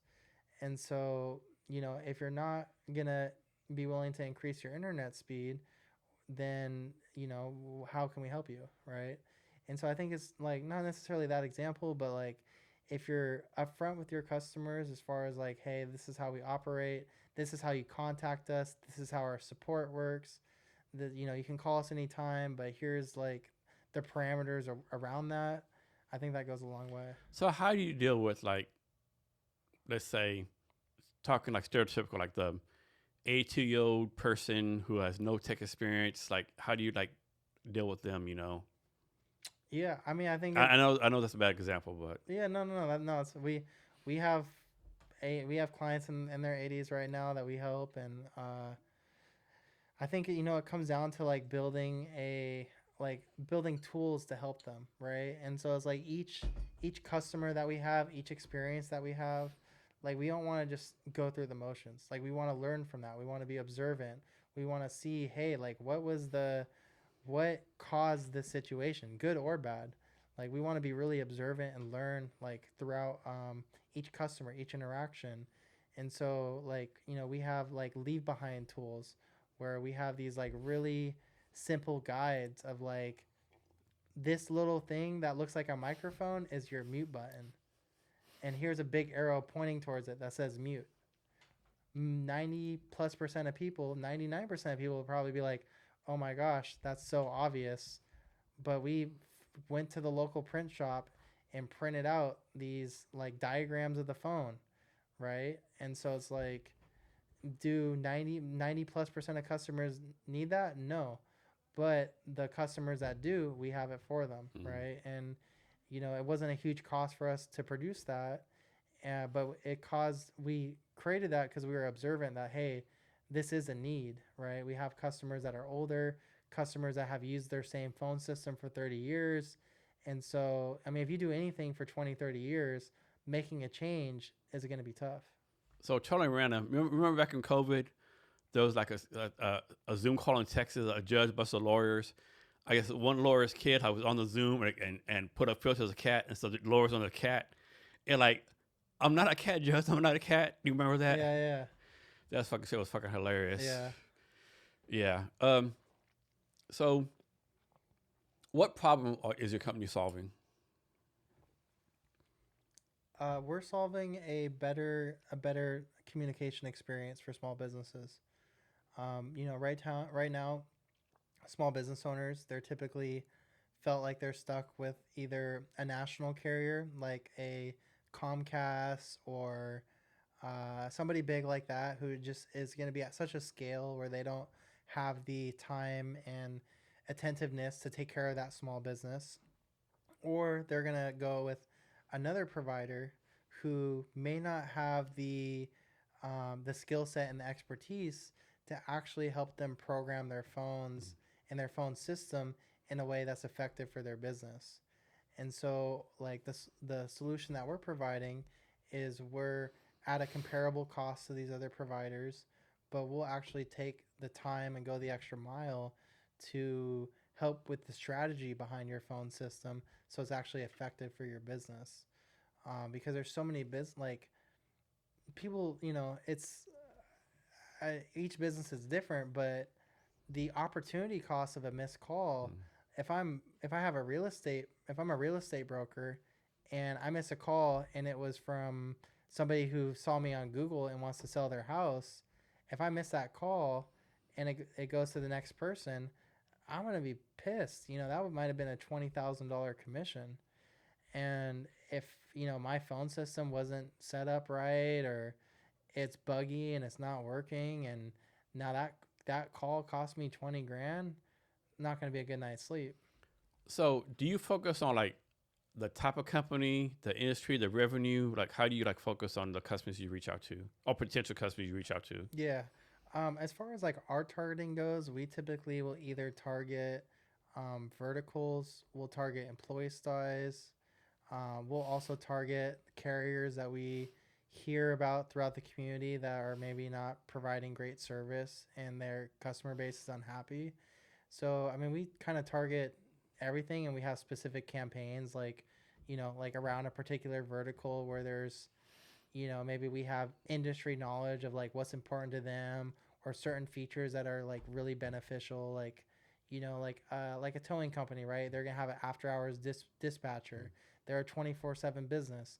Is your phone system set up in a way that's productive for a business model like that? Or did you just go get some phones from Comcast and now they won't forward over at night, or they won't do the things that's required for you to have a successful operation? So next thing, so you have a lot of stuff on the internet, LinkedIn, whatever. But what's something that you're proud of that like no one knows about? Like maybe your girlfriend, your parents, your family, close friends, but like the regular Joe Smo doesn't know, but you're very proud of it. This is being recorded, right? Yeah. I'm proud of my girlfriend. uh, and yeah, no, I am proud. She's amazing, so I am proud of her. Other things that I'm proud of, I don't know, I feel like I'm like proud of. I don't know. I feel like I'm proud of the progress that I've made. I think, um, like I come from pretty humble beginnings, and I think the progress that I've made and just where I'm at with my business and life and just the relationships I have, like I feel, it's a mindset, but I feel like I have a really great life, and I'm really proud of that and just hungry for more at the same time. So let's suppose a company signs up to you. I'll make this up. Suppose they get like 20 phones from you, right? Mm-hmm. Like all, they keep those phones forever. Like what's the replacement process for all the tech you give them? Like you replace the phones every 5 years, 4 years, and like how's that work? Whenever they want to get their visa out. Okay. No, but so I mean, they can purchase the phones up front, Uh-huh. like other providers. Like I won't mention that big company that starts with a C, Mm. but for example, with them, at least for their VoIP systems, which is internet-based phone systems, which we sell, uh, they only offer leasing, Mm-hmm. and so you can't buy the phones. You're stuck on a lease, and what happens is you end up paying over on the cost of those phones multiple times. And so we do offer a leasing option as well. So if you want to avoid upfront costs, you could just lease the phones, and so you can get in the door at like a lower price. But you can also buy the phones up front. They come with a warranty, and then you're lowering your monthly overhead by just the capital expense of buying the phones up front. So we offer both packages. A nice thing about our company that I don't see a lot of other carriers do is we're constantly sourcing refurbished inventory as well. And so for businesses that either have tight budgets or for nonprofits, we can also offer most of the time refurbished phones at either no cost or little cost. So I'm guessing you have like different kinds of phones, right? Yeah. Like how do you recommend to a business owner like what kind of phone to use? Understanding their needs is the short and quick answer. But if they are the front desk administrator, they might need a phone that has, many programmable keys so they can see every extension within their company and who's on the phone. They can press a button and transfer it right to that extension. They have, speed dials, call parks, time frame toggles, all these different phone features that like an administrator might use, where if you have your phone that's like a common area phone, like maybe a phone in the kitchen or the hallway, or a phone that like you want to have there but isn't a phone that's going to be like sitting on somebody's desk, then maybe that's just more of like a little entry level phone that we wall mount. So you can still make a call, still receive a call, in an emergency scenario, call 911, but you don't need the robustness of like an administrator phone. So it comes down to understanding their needs and then just like what the use case of the phone is going to be. So I'm guessing you don't make these phones, right? No. So like, how do you determine like where to buy the phones from? Is like a factory somewhere you're buying from, a company you like trust? Like, how's that work? Yeah, so we have a couple different like hardware manufacturers that we're partnered with. Like we partner with Yealink, Grandstream, Polycom. Those are kind of like some of the big players in the industry. So whether you got a phone system from us or another company, it's more than likely going to be one of those brands. And so they're kind of the industry standards, if you will. We do evaluate other hardware vendors. Like there's many other vendors that we'll look at and take demos with and deploy those phones in our office for internal testing. But right now, we really kind of stick to those three brands just because we know if we deploy it on a client site, we want to feel really good about it. And so we're pretty stringent on our testing process. So our good friend Jason Dowd has a question for you. He wants to know, do you believe in using AI in your marketing efforts? I do, yeah, for sure.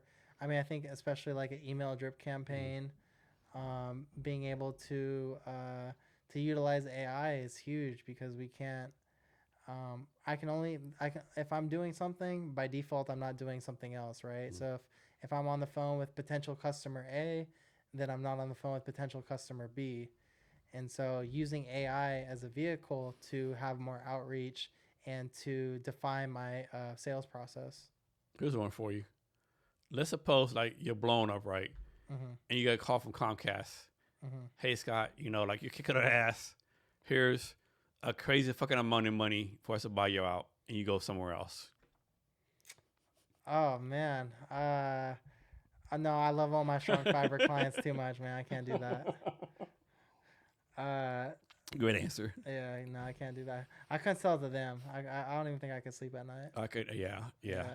If I was older and ready to hang up my jersey, and there was some young buck, some young Scott out there that was wanting to take the reins, and I felt like they were gonna do a good job with my client base, then sure, as entrepreneurs, right, like we can't dismiss the fact that like at some point, right, whether it's our time to exit the industry, whether we pass, whatever, like eventually somebody else is gonna take over your business, right? Like at some point. So, what year did you start your company? 2024. Okay, 24. Yeah. Okay. So this question probably relevant to you, but what I usually ask is like people. What I ask like, what's something that when you start the business like kind of kick your fucking ass, but now you're like, what in the world? Like this is so easy to solve. Why did you give me such problems, right? Yeah, I would say for me, like it was understanding like just the complexity and the settings, just like different like edge case settings of like businesses' firewalls and their network environments. Like when we first started, there was like just like a couple, like for example like a WatchGuard firewall, which is like a specific brand that makes a firewall, which is again provides security to a business's network, and they have some really interesting like features that can disable voice packets and audio files. And so I would say like that was like something that at the very beginning was like, oh shit, these firewalls, like we got to learn and understand what WatchGuard is doing, because some of our clients deploy WatchGuard, and so we need to understand how it can impact our reliability, and so we can provide that great service to our clients. Is there a way to prevent like spam calls, or this like it's a 2025 you just got to deal with it, or can you prevent spam calls? You can mitigate spam calls. I can't say you can completely eliminate them. One like easy trick is if you implement a call menu, even if it's something simple like, hey, thanks for calling Strong Fiber Systems. Please press 1 to speak to a member of our team. Just even that, like that block of them having to press 1 to get through. Most of the spam calling, like robocalling systems, don't have the capability to select that option 1. And so you'll mitigate a lot of spam calls by just even having a simple call menu up. Okay. There's some businesses that just don't believe in the idea of having a call menu. It's like, hey, if our phones ring, we answer. That's it. No crap, no BS. Like our company, for example, we're partnered with Nomo Robo, which is the kind of like leading software for spam filtration in our industry. And so we can enable Nomo Robo in that spam filtration system, which is really something more that's handled on the back end, which will also help reduce spam calls. But again, there's not like a perfect answer where you're going to just get zero. What is the definition of spam? What is spam? I would say spam is either like an automated or overseas or like advertising call that has like zero relevance. It could potentially even just be a scam as well. Mm. Yeah, I think a lot of people have a wrong definition of spam. Like, for example, one time, I know I do a lot of events, and so I sent someone a message on LinkedIn, hey, I'm doing an event, blah, blah, blah. And dude reached out with like, I didn't give permission to contact me on LinkedIn. Like, dude, we're fucking first connection. What the fuck do you mean, right? I might didn't tell him that, right? But my mom saying, like, dude, we're first connection on LinkedIn, right? Like, Yeah, if I can reach out to you, who the fuck I reach out to, right? yeah, I think a lot of people like have the wrong idea of spam. yeah. I mean, if it's a real person, like a salesperson reaching out or somebody on LinkedIn, like you said, like that's not spam. Maybe it's unwarranted. Maybe it's not appreciated. Yeah. I wouldn't really qualify that as spam. I think spam in my brain is more like like a robo call, a call where they're trying to raise money for some foundation that you've never heard of that's fake, or like we hear a lot of like the police foundation spam calls and things like that, or it's just like attempts to try to get people to like, provide their information. So talk about the Rotary clubs you belong to. Mm-hmm. Yeah, so I mean, I've been involved in part of the Ballard Rotary since 2019. Rotary is a special organization to me. I really appreciate what we do in the community, and how Rotary is a rare and unique organization where it can impact at like a neighborhood level. It can impact at like a city, state, country level, but then also can impact at in an international level. So like as a Rotarian, you can focus on just doing things in your neighborhood and making your neighborhood, a better and more vibrant place. Or if you're somebody that wants to make changes in the world, you can join Rotary and you can end up doing overseas trips to all different parts of the world and all different, missions like building houses or, fighting different things, different, so many different things with Rotary that like Rotary is a great community. It's a great vehicle for people that want to give back at no matter what scale. So maybe you're different, but most small business owners found like they get punched in the mouth every day. They get slammed. They get told no all the time. Like they're like get crushed. How do you like stay like keep your confidence and like stay mentally strong? You drink lots of coffee. uh, I mean, I think it's like it comes down to like what you consume, right? And I think it comes back to like I might get the quote wrong, but it's like you revert back to kind of your habits. Like it's not gosh man, it's a good one too, but basically the meaning of the quote that I'm trying to get to is like you revert back to your habits, right? And so like if you're somebody that constantly surrounds themselves with positive energy, if you're somebody that constantly like goes to the gym and works out and has that like that great feeling after they work out, if you're somebody that that does certain things in their life that creates confidence within themselves, then that kind of like naturally rolls over to their job, their career, their business. And then it makes it easier to not get so caught up in the, like, I had a good day, I had a bad day. Like for our business, like we had an opportunity that would have been our biggest client to date. We were going up against another competitor. We lost the proposal.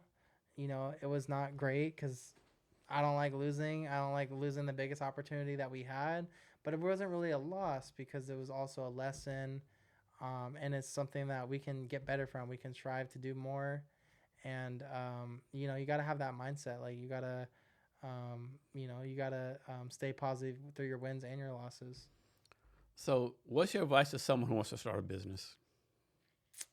Um, Depends on what they're trying to do, but if you're trying to start a business, I would get around other business owners. I think that's the easiest that's the easiest way to learn some of the habits of business owners, like in terms of just like there's so many different when you talk about business owner, you gotta start thinking about sales, marketing, accounting, right? Like, have you ever used QuickBooks before? Like spreadsheets, how you're gonna scale. Like, there's so many different buckets like within your business, and so to start to learn and understand how you can um, be effective in those buckets and how you can kind of like create your strategy, you should get around other business owners, and then you know like then you should, I mean, obviously you should have a lot of belief in your idea or your product or what you're going to do. I think that comes first. Once you establish like what you want to do or how you're going to serve your client base, then getting around other business owners to kind of help cultivate your strategy. When should someone not be a business owner? If they want to be able to clock out and then that be it. Like, if you're somebody that wants to, like, hey, I want to start work at 8 a.m. and then at 4 p.m. I'm off work and I don't have to think about work. I don't have to, I can completely check out. Then I think for most businesses, it's going to be hard to have that mindset and be successful. I think when you have a business, it's kind of like, having a kid or getting married, or it's like a life event, right? Where if you're going to start a business, you're going to be thinking about that business 24/7. You're going to be on the hook 24/7. And there's pros and cons, right? There's responsibility and freedom within that. What's the thing? I'm gonna start a business. I don't work 9 to 5. No, but we're gonna work from 5 a.m. to 9 p.m. Yeah, for sure. And so that's how it is for a lot of days, especially, if you're bootstrapping, if you're starting out, your first couple of years, like, you should expect some late nights and some early mornings. So totally random, right? I didn't realize this maybe a couple months ago. Like, when I think of the Sonics, I always think of like Gary Payton. Of course, I knew Gary Payton, like, he left with like LA and like the Miami Heat, right? But I always thought Sean Kemp was like a lifelong Sonics player. I didn't realize he left the Sonics with different places, right? Oh, he got traded. So, he got traded? So let's put some respect on my boy Sean's name. He got traded? Okay, I didn't know that. Traded, yeah. Okay.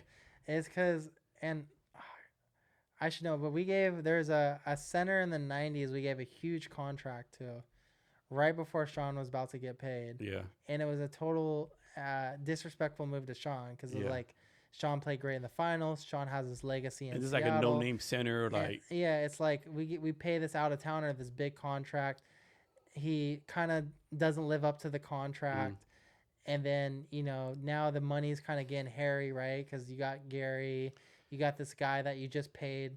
And so, like, the Sonics, I think, should have taken care of their own, paid Sean. Yeah. They didn't. They paid this other guy trying to get the center. And then that caused friction that ultimately led to him getting traded. Oh, man, those Peyton Kemp teams back in the day, man, them motherfuckers like shit. Yeah. Yeah, Peyton Kemp, like, it's amazing how often you still see their highlights, and it's... I know. You ever see the interview, of course, like this and it's like timing, right? The Sonics in 96 had like, with only 63 games. The Bulls like 72. They played in the finals. And you see an interview where like they're talking like Sean Kemp. I think it was like interview. The podcast with Matt Barnes and Steven Jackson. Mm-hmm. He was on there, and he was talking about like, you played this like Bulls and the best team ever supposedly. And Sean Kemp was like, no, it wasn't Michael Jordan. It was like fucking Dennis Rodman. Yeah. This motherfucker weekend tap motherfucker in the ass and shit. I think Frank Bukowski. Frank Bukowski couldn't handle it, right? Yeah. Like, dude, let him tap you in the ass, get the fucking rebound, dude. Yeah. Yeah, that was, I wish I was a little older to really fully appreciate that finals. Yeah. But everything that I've heard is that people think that Sean Kemp was the best player in that series. Yeah, I heard that too. Yeah. I mean, he balled out. Yeah. I mean, man, that series, like, you have like 72-10 Bulls, Jordan, Pippen, Rodman. You got the 63-19 Sonics, like fucking Peyton, Kemp, everyone else, right? Like, fuck, man. Yeah. That had to be a hell of a fucking basketball series. Yeah. And everyone gets upset because Peyton didn't start guarding Gary, or Yeah, Peyton didn't start guarding MJ until like I think it was game 4. Yeah. And the Sonics were down 0-3. So who was guarding Jordan then?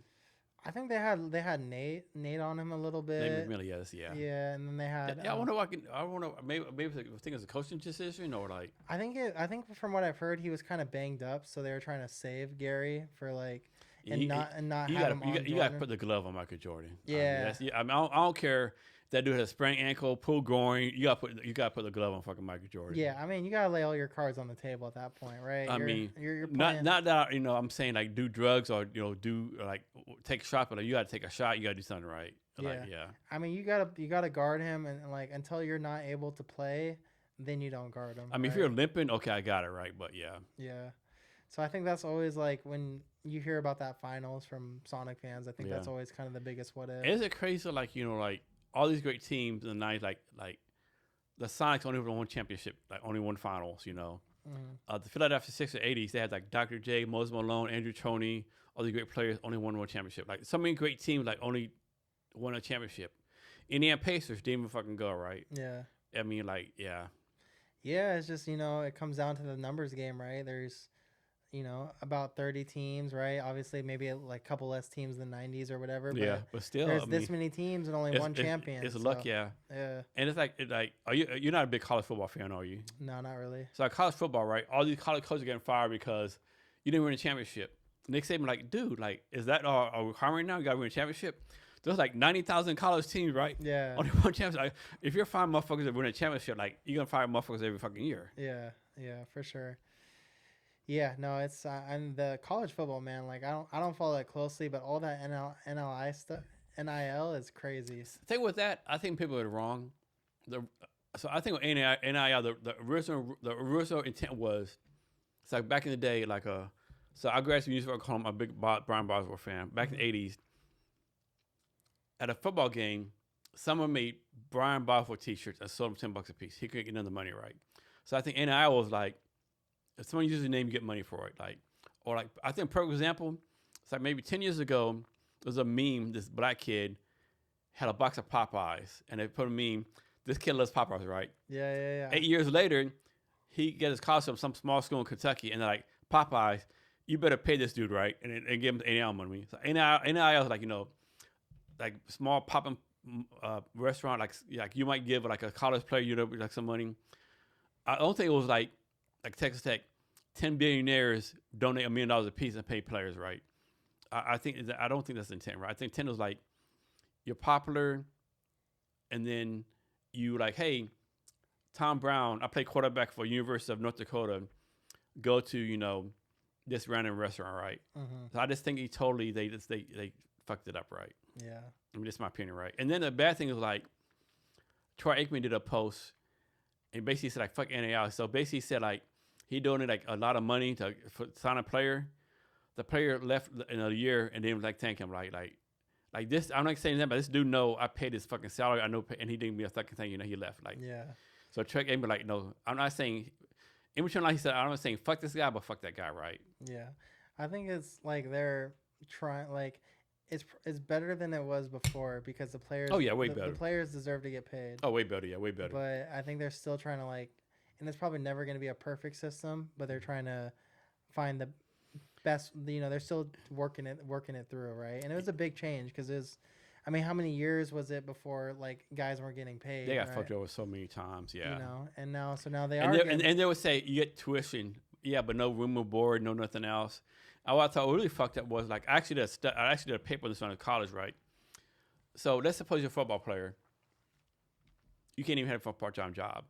But if you're like a fucking on scholarship, like playing the fucking flute, you get a part-time job, right? Mm-hmm. I don't know. It's like too far this way, and I said too far this way, Yeah. And then you hear you remember recently Penn State couldn't hire a coach, and they were trying to hire the guy from BYU.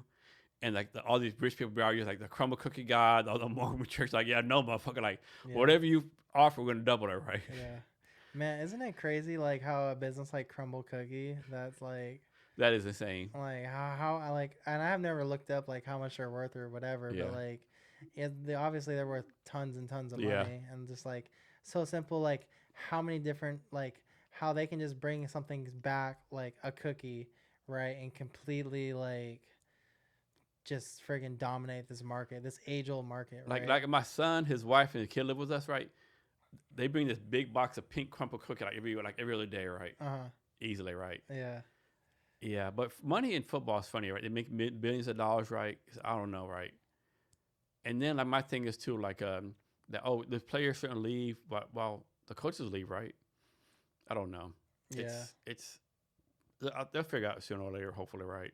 Yeah, I hope so, man. Like I hope the players get what they deserve and they can like keep the product good on the field. Yeah. And I think like like the Lane Kiffin thing, right, where him leaving the team like right before they're about to go. That like, system's so fucked up. Like that just I don't think anybody feels like that's right. You know, it's like it's the NFL, right? Like he should finish his playoff run, Yeah. and then he should take jobs. But then he's missing recruiting and transfer portals and all that kind of stuff. So it's like they got to fix it somehow. Yeah, like you're Lane Kiffin, like they say he's fucked up, but then again, like they just fired all these coaches mid-season, right? Yeah. I mean, Lane Kiffin got fired from USC on the fucking airplane tarmac after a game, right? Yeah. And like I don't know, me personally, I hope he would have stayed because like is LSU? I mean, they're like blue blood, but like, you built all this stuff in Mississippi, right? Yeah. I don't know, right? It's like there's no easy answer, I don't think. Yeah. I mean, it's hard because it's like people will be harsh on like someone like Lane Kiffin, but and of course, then he has this fucking history, right? Yeah, and he's not a choir boy by any means, but if if you put yourself like in like kind of like the normal job, I mean, like you kind of like thought of it in like more the normal job market where it's like if you're working at Google, and Amazon says, "Hey, we're going to give you, we're going to give you 4 times more salary." It's going to be hard not to, you might love Google, but if Amazon's going to pay you 4 times more, Yeah. You're probably going to want to jump ship. I'm sure you build relationship with people there, players and stuff, Yeah. I think it's interesting. Like they told Lane Kiffin, no, you can't coach Mississippi, but he like took 4 coaches from Mississippi to Dallas U, but they're letting those 4 coaches coach in the playoffs. So I thought it was interesting, right?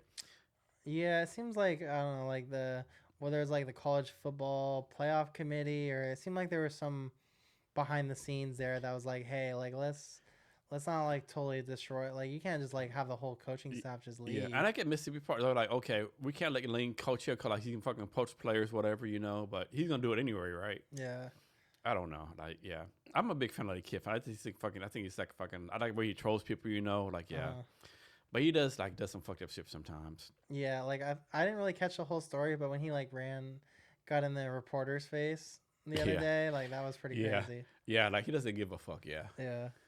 I'm more like I think like his a daughter in college goes to Mississippi, and her boyfriend's like the fucking like the best linebacker at LSU, right? Okay. And so he's trolling this dude for the game, like yeah. He's a fucking master troller. Yeah. So you're a big Seattle sports fan, right? Yeah. What's your number 1 team? Supersonics. Supersonics? Yeah. Okay. Seahawks number 2, Mariners number 3. Okay. Probably UW Huskies number 4. Yeah. Kraken number 5. Yeah. Storm number 6. Okay. Sounders 7. Seattle University number 8. Yeah. Seattle Thunderbirds too. Shout out to them. Went to a lot of Thunderbirds games as a kid at Key Arena. So what's how do you professionally develop your people? I mean, say like for my sales team, like I was telling you earlier, like having the training program of like, hey, every day we're gonna take action. You're not gonna sit here and you're not gonna go through some 2-week training where you're just looking at PowerPoints. Like, we're gonna professionally train you, but we're gonna get you ready and get you on the phones. So we're gonna put you on the phones. We're gonna listen to the calls, and then we're gonna practice. And so that's gonna be like that's my formula for like getting somebody equipped, helping them build their skill. Which sounds really simple, but it's amazing how many salespeople I talk to. And I'm like, hey, do you ever like listen to your calls? They're like, no, I don't have time. It's like, and so that's like the starting place. As far as like our actual like technicians and the folks that are like our engineers that are actually programming systems, We have a strong university that we take them through, where they go through like video modules. They get technical training, and so it's a little bit different, right? If I'm talking about my sales team or if I'm talking about my technical support team, two different skill sets, two different ways of training. So I think a lot of small business owners they think they're good small business owners. They think they're good leaders, but they're not. Like talk about the points of being like a leader for your company. Yeah, for sure. I mean, I think like as a company owner, like you can't like you have to be the first one in, the last one to leave. Like you like if they see if they see that you're not giving it your all, if they see that you lack belief, if they see you getting down on yourself, like that's gonna contaminate your team. And so like you have to lead from the front as a small business owner. Like you have to set the expectations, you have to set the tone. You have to show like you have to be the one that's casting the vision, right? And if you're not the one that's casting the vision, like it's gonna be difficult to have a team that believes in you. And so you have to like set like your foot down. Hey, this is where we're gonna go. This is the direction. This is what we're out here to accomplish. And you got to back it up too. But like you have to be the leader in that. So how do you deal with this, right? Like people have problems, right? They have challenges, right? So how do you deal with like I'm making this up, like suppose an employee like their aunt dies, or the kid has cancer, or like something happens, or their roof leaks, or like how do you deal with all this like life kind of stuff? Yeah, for sure. I mean, I think like as a business owner, you got to kind of like trust your gut a little bit on like, hey, is this real or is this bullshit? To put it bluntly, like, is this like a minor obstacle that could be overcame and we're like dealing with excuses, or is this something that's a real life event, Mm-hmm. something that I need to like, potentially have some grace with with my team member and really understand like, hey, this is the scenario.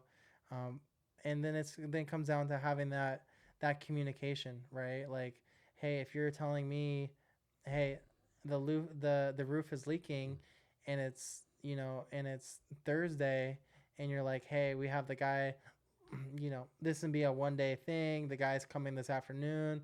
We're gonna get it fixed. Da da da da da. And if it's like the first time, then more than likely I'll be like, okay, cool, like, you know, handle what you have to handle. We'll see you tomorrow morning. And if it's like if it ends up becoming this thing where it's like, oh, like they couldn't finish, so they have to come Mm-hmm. back today. Well, it's like, well, hey, if they're working on it, like, can we have you go down to the library and rent the conference room, and you can work out of the conference room for the day. And like, what I'm saying, there's almost always a solution, Mm-hmm. right? Like it's never that hard to like figure it out. Like it's like, are you trying to find a way to get it done, or are you finding excuses to not be able to get it done? Why do you think some people are problem solvers and some people are like problem makers? Um, I mean, I think it comes down to like to mindset. Like it's people that grew up in certain households or people that grew up playing sports. Maybe they kind of got ingrained with the like, hey, we don't give up until the game's over. We don't like we stand on X, Y, and Z. And I just think some people like um some people like lose track of like what it takes. And I think also like you have to keep in mind like the outcome, right? And like, are you trying to like, if you remember the outcome, then the process is easy. If you forget about the outcome and you get focused on the process, then you can get lost in the process.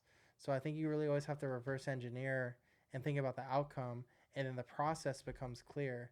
When you lose sight of the outcome, then you get focused on the process, and you might get like distracted in stuff that isn't really moving the needle. So who are your mentors? Uh, like the mentors that I speak to, like I mentioned, like I have my friend Dan in Florida, Mm-hmm. who's a telecom business owner, somebody that's been Mm-hmm. successful. He went from like selling long distance cell phone plans in the 90s and has a long successful career in telecom, and he's kind of been in every little arena within telecom. So he's a mentor of mine. Mentors that maybe I don't have like a relationship with, that I can call them on the phone. But like one of my favorite authors is Oren Klaff. Oren Klaff has written 2 books. One's called Pitch Anything. The other is called Flip the Script. And he talks about just certain um, mindsets and philosophies with how he pitches deals, how he negotiates, and just even generally how he carries himself that really resonate with me. And so definitely shout out to Oren Klaff. I would check him out. So second part of the question, who are you mentoring? Who am I mentoring? I mean, I would say my team is who I'm mentoring. Like family members that are, growing up that are like coming to me to, as far as like advice and just like helping them have direction, like, through school and high school and beyond.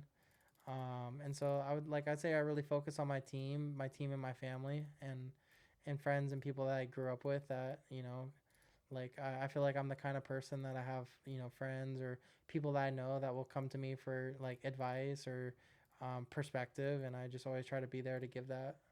So how do you do your skills? Like some people, like suppose Elon Musk works like 10,000 hours a week. Some people say I want to work 9 to 5. Some people take weekends. Like how do you do your schedule? I would say, I mean, like, as far as the business goes, like being really productive 9 to 5 and being available during those business hours, because that's when I know I can reach other people, right? Other people that are working. I still work a lot outside of 9 to 5, but as far like I'm going to prioritize my 9 to 5 schedules each day for like critical tasks, like maybe outreaching to certain businesses, outreaching to vendors, whatever the case may be. But a typical day for me is like I'm getting up at 6, 7 a.m. I'm going till probably 9 or 10 at night most days. So back to cold calling.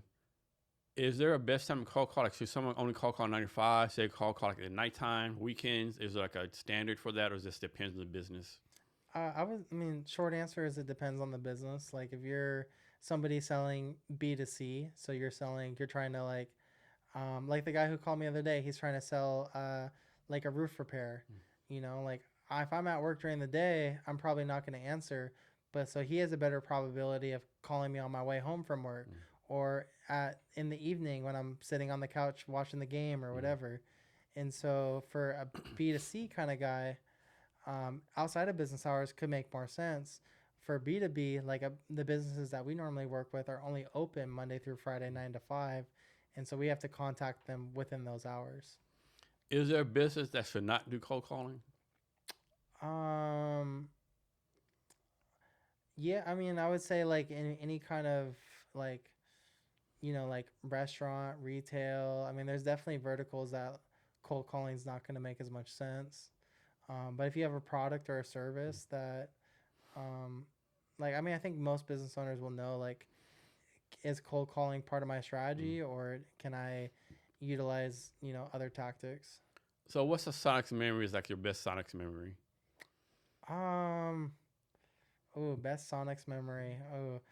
Okay, so my favorite memory is probably when Ray Allen hit the buzzer beater game winner against the Phoenix Suns. Double overtime, 152 to 149. Oh, shit. Steve Nash, Amari Stoudemire versus Ray and Richard. Best regular season game I ever watched. Oh, shit. I forgot Ray Allen paid for the Sonics. Was that his first team? Milwaukee Bucks, Sonics, Celtics, and Heat. Okay. Yeah. Man, I think people forget how good of a shooter Ray Allen was. Yeah, well, I think the thing that people get mixed up is that when he was on the Bucks and the Sonics, he was a shooter, but he was really an all-around superstar. Yeah. He would drive, he would dunk, he'd play make a little bit. I don't remember that. Oh, I just remember him as a shooter. Oh, you gotta look up those early days, those Sonic and Milwaukee Bucks days. Like when he was on the Sonics, like a couple of his best years, like he'd average 4 or 5 assists. He'd play make a little bit. Like he would drive to the basket. He would, he'd dunk. Like he was really kind of became more of a spot up shooter when he went to the Celtics, and they already had Paul Pierce, KG, and so now he's got a kind of more fit a role. Yeah. When he's with the Sonics, he's our superstar. He's our number one guy. He does everything. I remember he left the Celtics. All the Celtics players pretty much like fuck Ray Allen. Like, Paul Pierce, Kevin Garnett. They're like fuck this guy. Yeah. When he was the Heat. Yeah. Yeah. Well, he had all those. They had those battles, right? Celtics, Heat. Yeah.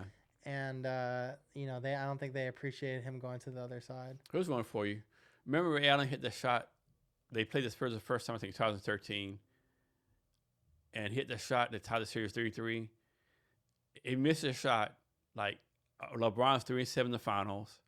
Duncan has 6 rings. Like, it's a crazy, like this one like little moment in time that changed all this history, right? Yeah, for sure. I think that's like with anything, man. It's like always such like a silver lining to how things come together. And, it's like if that guy who missed the shot, if the ball bounces off the other side of the rim, then there's no Ray Allen 3-pointer, which is, arguably probably a top 5, top 10 moment in NBA history. Yeah. It's like, I don't know. Do you think basketball has gotten better or worse? Or it's just the same standard of basketball? I would just say, I mean, I think everybody has their bias of like what style of basketball they appreciate. I mean, I think in some ways, like the skill level of what the players can do is better than it's ever been. Yeah, I agree. But I also love, throwing a forearm in somebody's back and, playing a little bit of. My thing, where have the big men gone, right? Come back to have Hakeem Olajuwon, Shaquille, like Bill Laimbeer, Kareem Abdul-Jabbar. Now you're like, got Joe Embiid and like maybe play 25 games a year. Mm-hmm. Okay, you got Joker out there, but he's not the stereotypical big man. He's more like a point guard big man, I think. Yeah. Yeah, like I miss it's like you get down, you run, you get your half court set, you throw it down to the big guy on the block, and then he goes to work. Like I miss that kind of basketball. Yeah, I think one basketball team doesn't enough credit. I think Detroit Pistons, right, in the '80s, because they beat the Celtics, they beat the Bulls, they beat the Lakers, right? Yeah, I think they're underrated. I love that 30 for 30 on the Bad Boys. Yeah, that's a good one. Yeah, I don't know. I don't know. There's good teams now, right? Like San Antonio Spurs, that's my team. They're coming up, Yeah. Houston Rockets, maybe. We talked earlier about how Russell fucked it up. Like, let's talk next about Nico Harris, the general manager of Mavericks, right? Yeah. Like, are you kidding, right? You going to trade Luka for the god of glass, Anthony Davis? Like, what are you doing, right? I think the biggest mistake, which was like, if you have your heart set on trading somebody like Luka, right? If you're gonna trade him, you can't shop him to one team. No, you gotta shop him across the league because into the Lakers, of all teams. It's like, man, like there's no way that was the best package they could have got for Luka. No way. You basically got one good quality role player, which role player is a dime a dozen. You got one superstar and you got like one first round pick. Most of a player like Luka, you would get like, I don't know if you remember when like Carmelo Anthony got traded to the Knicks and they gave up like, the Knicks had a good team that year, but they gave up like 6-7 quality guys and picks. Remember the Oklahoma City trade for Paul George, the Clippers? Yeah, they got 20,000 players. Or what's the famous Cowboys trade? Oh, Herschel Walker. Herschel Walker, yeah. They got way less, right? It was like, and then, like, and it got me after the trade, like, Nick Hurst, like, I didn't realize how much their fans loved him. Like, are you fucking kidding me right now? Yeah, no, there was like, there was internal, there was drama. Like, they told no one, like, this did the trade, like, am I saying to the Lakers? Yeah. I would say if you trade like the Milwaukee Bucks or like Orlando Magic, or even like fucking New York Knicks, but the Lakers in your own fucking conference, like you're putting it like I don't know, man. Yeah, it's I don't necessarily think the NBA is rigged or anything like that, but if I did, that trade would I know, right? Give me some ammunition. Like LeBron's trading out to gives the premier team in the NBA this dude here, right? Yeah. And of course, the fact the Lakers, like Luka's balling the fuck out right now, and the fucking Mavericks are like fucking 3-14 or whatever the fuck they are, right? Yeah. I don't know, man. Yes. They might end up just trading Anthony Davis. That's in the rumor, right? Which would be even just a crazy slap in the face, right? Well, it was crazy, right? All these things on Facebook, like they're doing trades. Someone proposed a trade. Anthony Davis, like these like 2 players in Detroit. So Detroit won't pick up the fucking phone up. Yeah. I mean, like, he's a good player and all, but like, I'm not trading for Anthony Davis. Yeah. Like his history, his glass, his broken bones, whatever. Like when he plays, he's fucking top 5 player, right? But his effect is like, when does he fucking play, right? Yeah. And I don't know really if even at this point with all the injuries piling up, is he really still a top 5 player or is he maybe more like... I mean, like 32, 33. Yeah, like I think he's more like top 15, top 20. Yeah, I mean he'll get you like 20 points, 10 rebounds. You know, he block flocks. You know, block shots. But man, I don't know, man. He's like, Yeah. man. But I mean, I don't know. But I know the reason was like Kyrie Irving comes back in January, and I don't know. Like, yeah, Yeah, you would think like, you get Cooper Flag, you have Kyrie, you have Anthony Davis, you have Clay. Derek Lively. They have They're like three big men. like you think everybody healthy, everybody at their peak potential, Mhm. like that's a pretty competitive team. Yeah, But I think they underestimated the amount of risk too with Anthony Davis. Obviously, like Clay has been somebody that's like yeah, not the Golden State version. yeah. He's not the player he was before. Yeah, and so I think they're like Kyrie's had injury history too. So it's like, it's like it looks perfect when you put it on the whiteboard, but I think they underestimated the risk of, if it doesn't go right, like how bad could it look? Yeah, and then like, we're talking about the Pelicans, right? Like, I think the 3-23, Zion Williamson has nowhere lived up to his fucking potential. Yeah, I mean it's weird too with them because it's not like you look at a team like the Charlotte Hornets and you can just see like talent wise they've been at the bottom of the barrel for the last few years. The Pelicans, it hasn't been the case. Yeah, Like they got talent. Like DeJounte Murray, who's a great Oh, player. I forgot he was with them. Yeah, And I think he's still there. I think he's just hurt. yeah, But they had CJ McCollum, who's a very solid they have player. talent. Yeah, And so through the last 4 or 5 years, they've had I think it's coaching, like leadership, ownership. like it's kind of got to start from the top, right? Yeah. And I think bad luck, with injuries and like the ball just doesn't bounce your way, like it's part of it, right? Sports. Talk about this, right? So I'm a big believer. Like, I think I call it decision points, right? Like, for example, like you have a meeting, right, at 1 p.m. and then you're driving, and instead of leaving on time, your wife says, "Hey, come do this for me." So you're 5 minutes late, and so you're 5 minutes late for the meeting.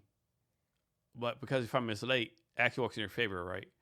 I think that was the decision. Talk about how decision points play a role in life. Yeah, I mean, I think like that's something I'm a huge believer in, that like everything's a thin line where, like if you like everything like it happens just so delicately, right? Where it's like, you know, like each call, right? Like each call, they might answer, they might not answer. They might like, yeah. I don't like. I just think that's a huge part of life is that, you can't not value just like every little decision you make has a reaction. Everything that you do, when you're doing something by default, you're not doing something else, and so everything counts. Everything adds up, and like everything plays a part into whatever else you're gonna do. So how do you think people should overcome, like, how to put this question? Like sometimes people have good days, bad days.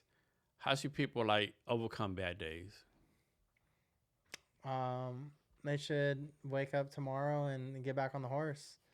Like bad days are gonna happen. Like I think trying to have a mindset where like you think every day is gonna be great or every day is gonna be equal. I think that's probably that's not a realistic place, and so that's not a place that you want to be. Like I think it's more about like the days that you're feeling like it's a bad day is being able to have the mental discipline to be able to realize that and kind of check yourself in the moment to kind of course correct. And maybe you're having a really bad day, but then you can kind of mitigate it and make it an okay day, where you still got some things done. You overcame that flat tire that you got on the freeway. Maybe that person, that deal that you thought was going to sign the contract tomorrow, they call you back and say, you know what, we're actually not going to sign. We're going to go with somebody else. Like, you're going to have those bad days, but can you mitigate it in a way where you can still create some positivity out of it and not let it just destroy your day or destroy your week? So I think it's more about like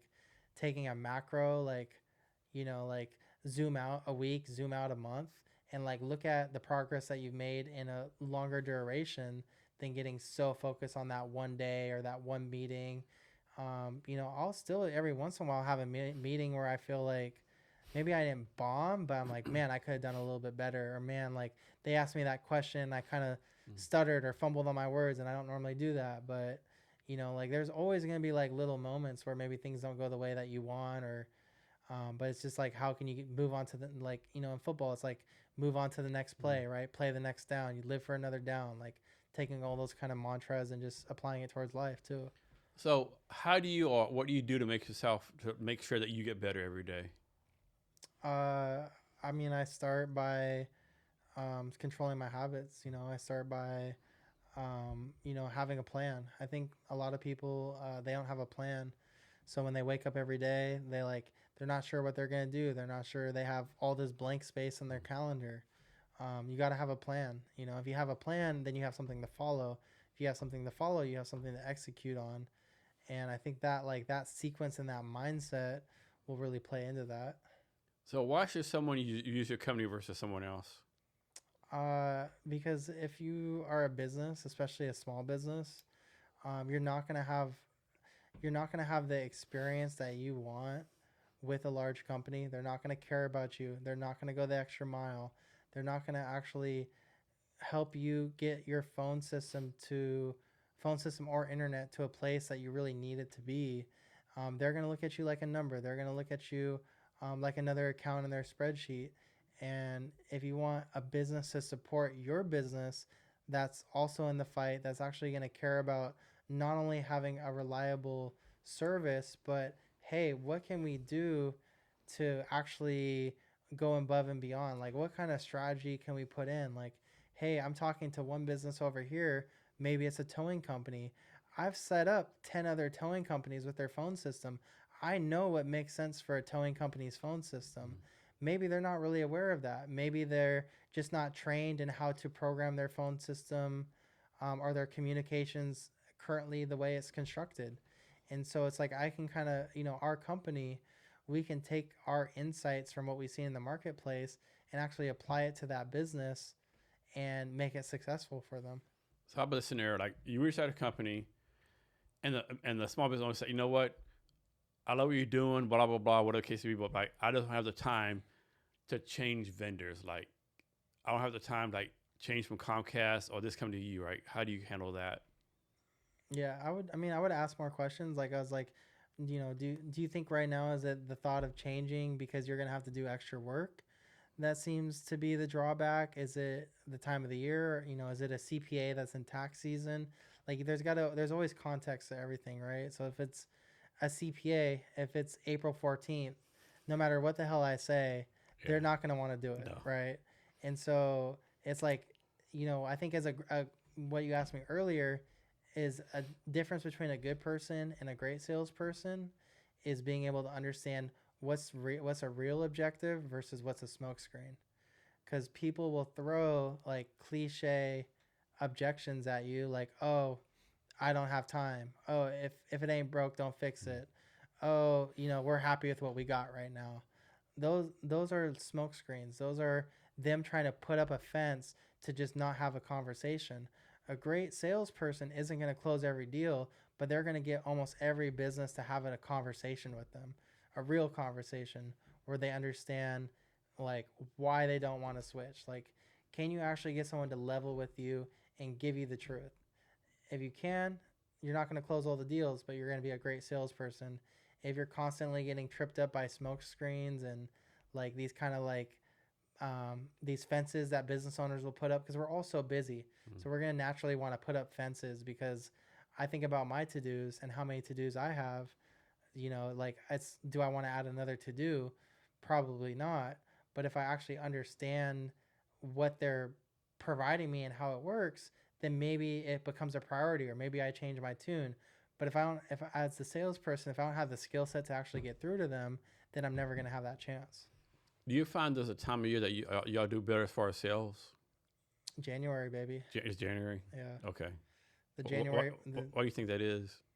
Just January 1st mentality. Okay. Like I'm gonna get better. I'm gonna change. I'm gonna do X, Y, and Z when the new year comes.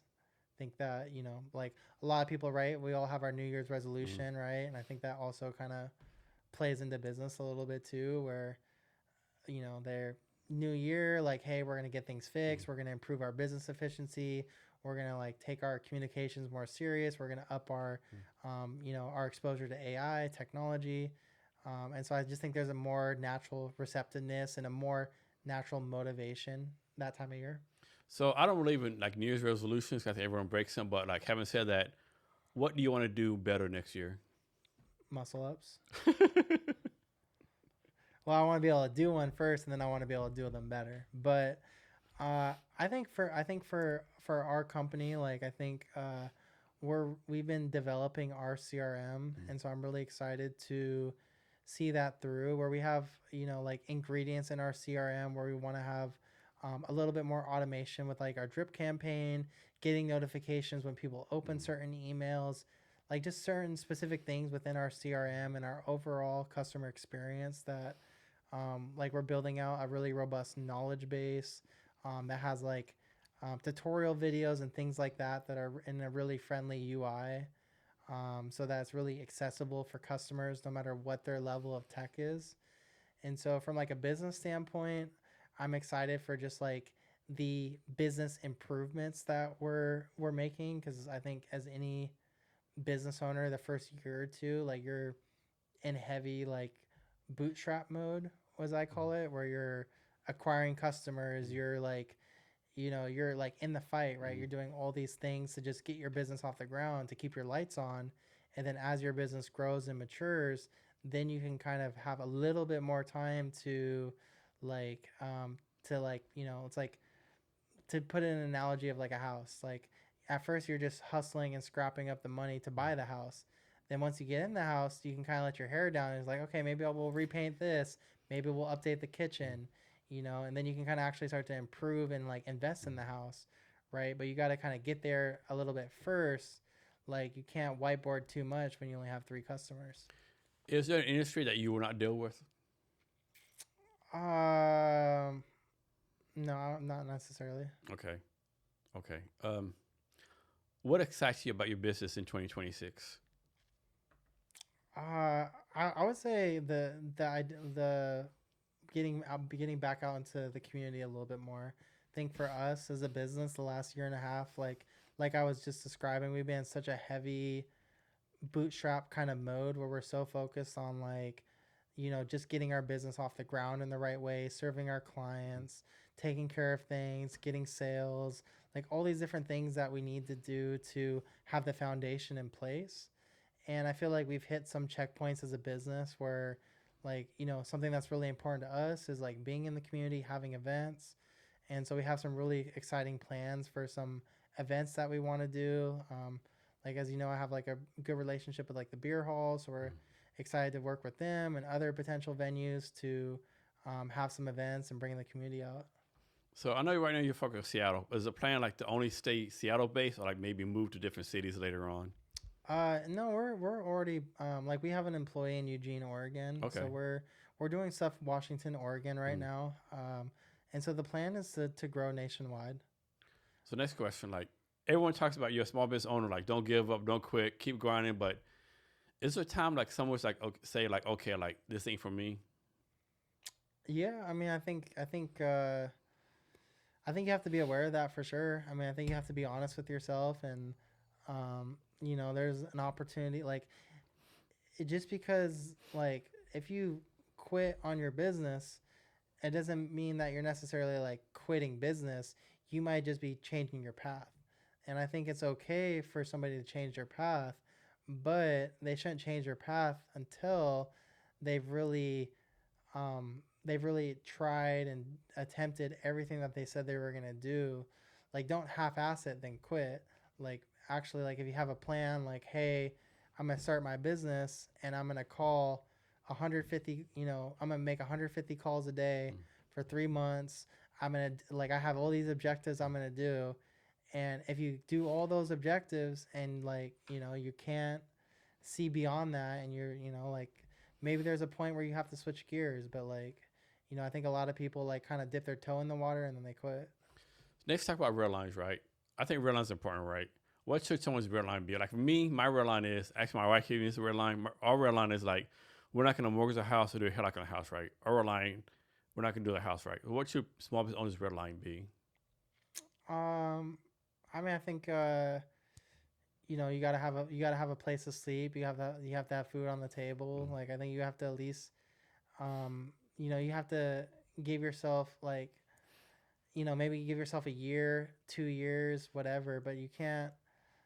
You have to have some sort of deadline, like where hey, if I'm not at this point, or if the bank account hits Mm. X, or if if we don't make any kind of profit for 3 years, like you have to kind of like on the front end have Mm. some realistic conversations of where you need to be to properly set those red lines, and it's gonna be a little bit different for everybody. But I mean, I think at a basic necessity, like you probably don't want to be running your tech startup and then not have a place to sleep. So Yeah, it might be harder to tech startup homeless. Yeah. yeah, but hey, man, if you're in Silicon Valley, some of those guys are crazy. They don't care.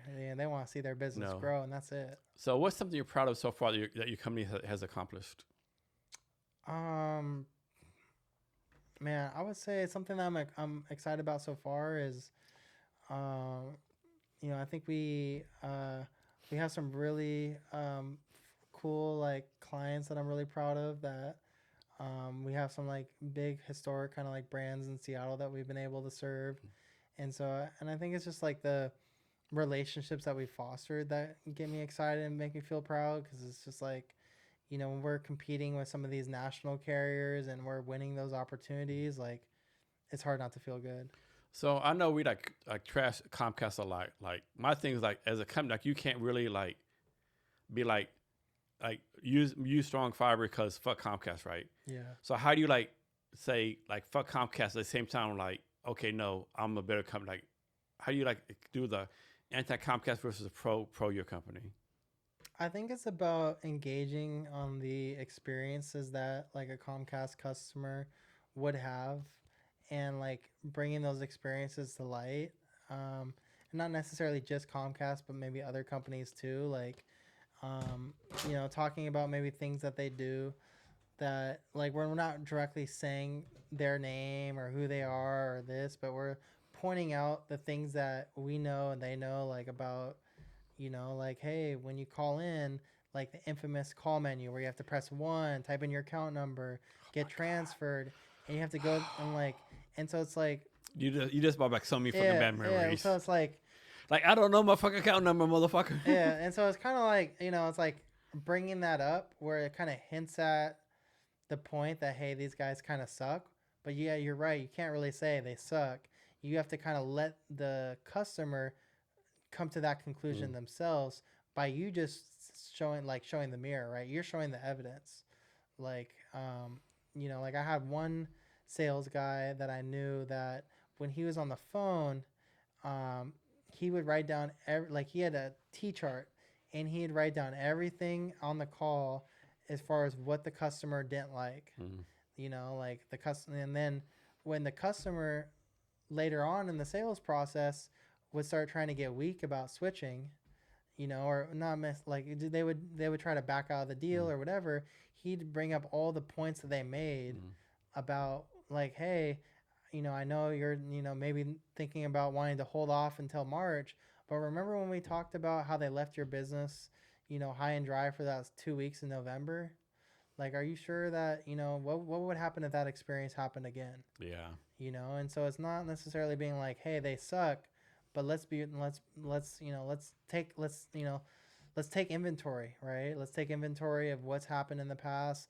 Let's take inventory of like what's really going on, and let's actually like make a real decision here.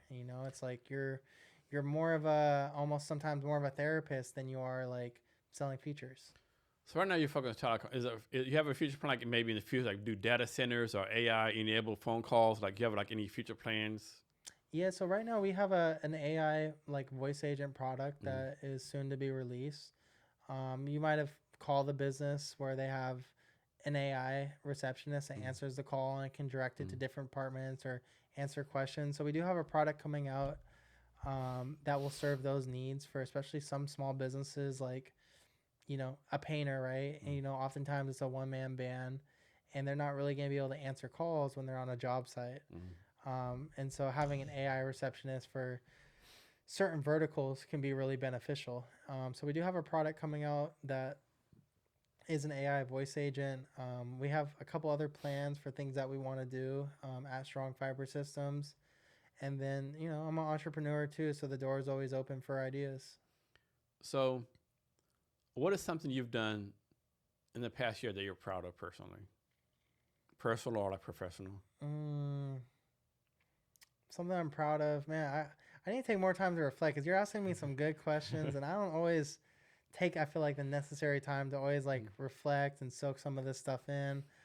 Off the top of my head, I would just say, I'm just proud. I feel like I'm proud of like where my family's at. I know that might sound cliche or kind of general, but I feel like my family, like we've come a long way. The family's like more together than ever. Like I feel like I'm just really proud of like the family and like where things are at because there's been friction in the past, every family drama and stuff like that. Talk about this. Talk about this point. All people like start business, they don't realize how important this is, right? If you start a business, like suppose you're married, girlfriend, friends, right? The importance of those people around you supporting you, right? Yeah. A lot of times you start a business and your friends like, hey, you missed bowling, or you missed this game, or your girlfriend or wife like not spending time with you. Talk about the points like the people around you realizing like being all in as an entrepreneur, like you might have time for them, but you still love them. You still take care of them, but like, no, I have to focus on this. Yeah. I can't remember who I heard say it recently, but I heard like someone say that some people you have to love from a distance, which I think, carries a lot of value where, as a business owner, right, or as an entrepreneur, like, you're only going to have so many hours in the day, whether it's Elon Musk, whether it's me, whoever, you're only going to have so many hours.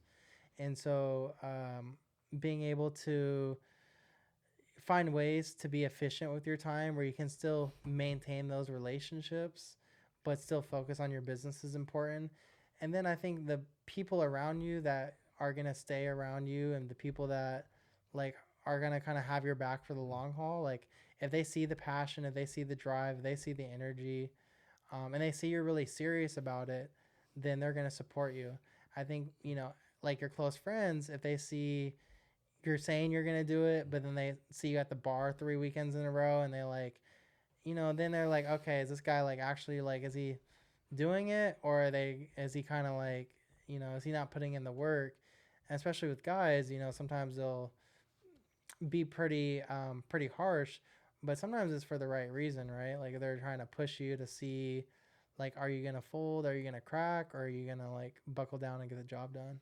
So what's something you used to love to do before you started your business? And like you really loved it, like you had to like, give you a lot of joy, like happiness, but you can't do it no more just because you're a business owner now. I wish I had more time to play basketball, man. Okay. I used to love like, and I still love, of course, but like playing pickup. I had my LA Fitness squad. We Yeah. played pickup like pretty much every night, Yeah. and I grew up playing basketball every day after Yeah. school, and so like I miss getting out there. I probably played the last time like 2 months ago, so it's not like I don't play at all, Mhm. but I wish I could get out there like I used to. And so earlier I asked you how you professionally develop your people. How do you professionally develop yourself? Like you read books, you like read, like listen to YouTube videos. Like how do you make yourself better? I would say I learn from other people is probably the number one way. I think asking questions and finding ways to ask questions that dig below the surface is really important. And so I feel like, I'm resourceful where it's like if I have a problem, if I identify a problem, then I'm going to utilize my network to help find an answer, whether that's like connecting with somebody else or like, for example, like there is this old type of PBX, which a PBX is like what controls your phone system. Mm. And there's a brand called NEC that has these old PBXs that are deployed still in many businesses. And I was really curious about how a couple of the features worked on this particular NEC phone system. And so through my network, I was able to find a guy who like used to work on them like 10 years ago. And then I was able to ask a bunch of questions that got me my answers. And it wasn't something that I could find on ChatGPT easily. It's something that I had to find somebody that really knew the product and how it really applied in the real world to get the answer that I needed. And so I would say to like how I develop myself professionally is I utilize my network. I use the people in my life first and foremost to be able to ask questions, learn, grow, understand, observe what other people are doing and what can I apply in my own life, what can I apply in my own business. And then, I read, I consume stuff on like podcasts, stuff like that. I don't consume every day. I'm not somebody that's um, listening. I like music too. So I listen to music sometimes. Sometimes I listen to podcasts. But I would say learning from other people and being really observant is probably my number one. So next, I don't know how to ask this question to you. I'm using your like telephone terms. I'll use another term, right? Another thing. So hopefully you get the gist. So I know a lady in this neighborhood. She had a restaurant, right? Great cook or whatever. She found a business because she wasn't tracking. Like you have a restaurant, you think you have to track like how much the salary costs, how much the food costs, how much like the lights cost. So doesn't track any of that stuff. So how do you like track all the costs of your business to make sure like you stay in business?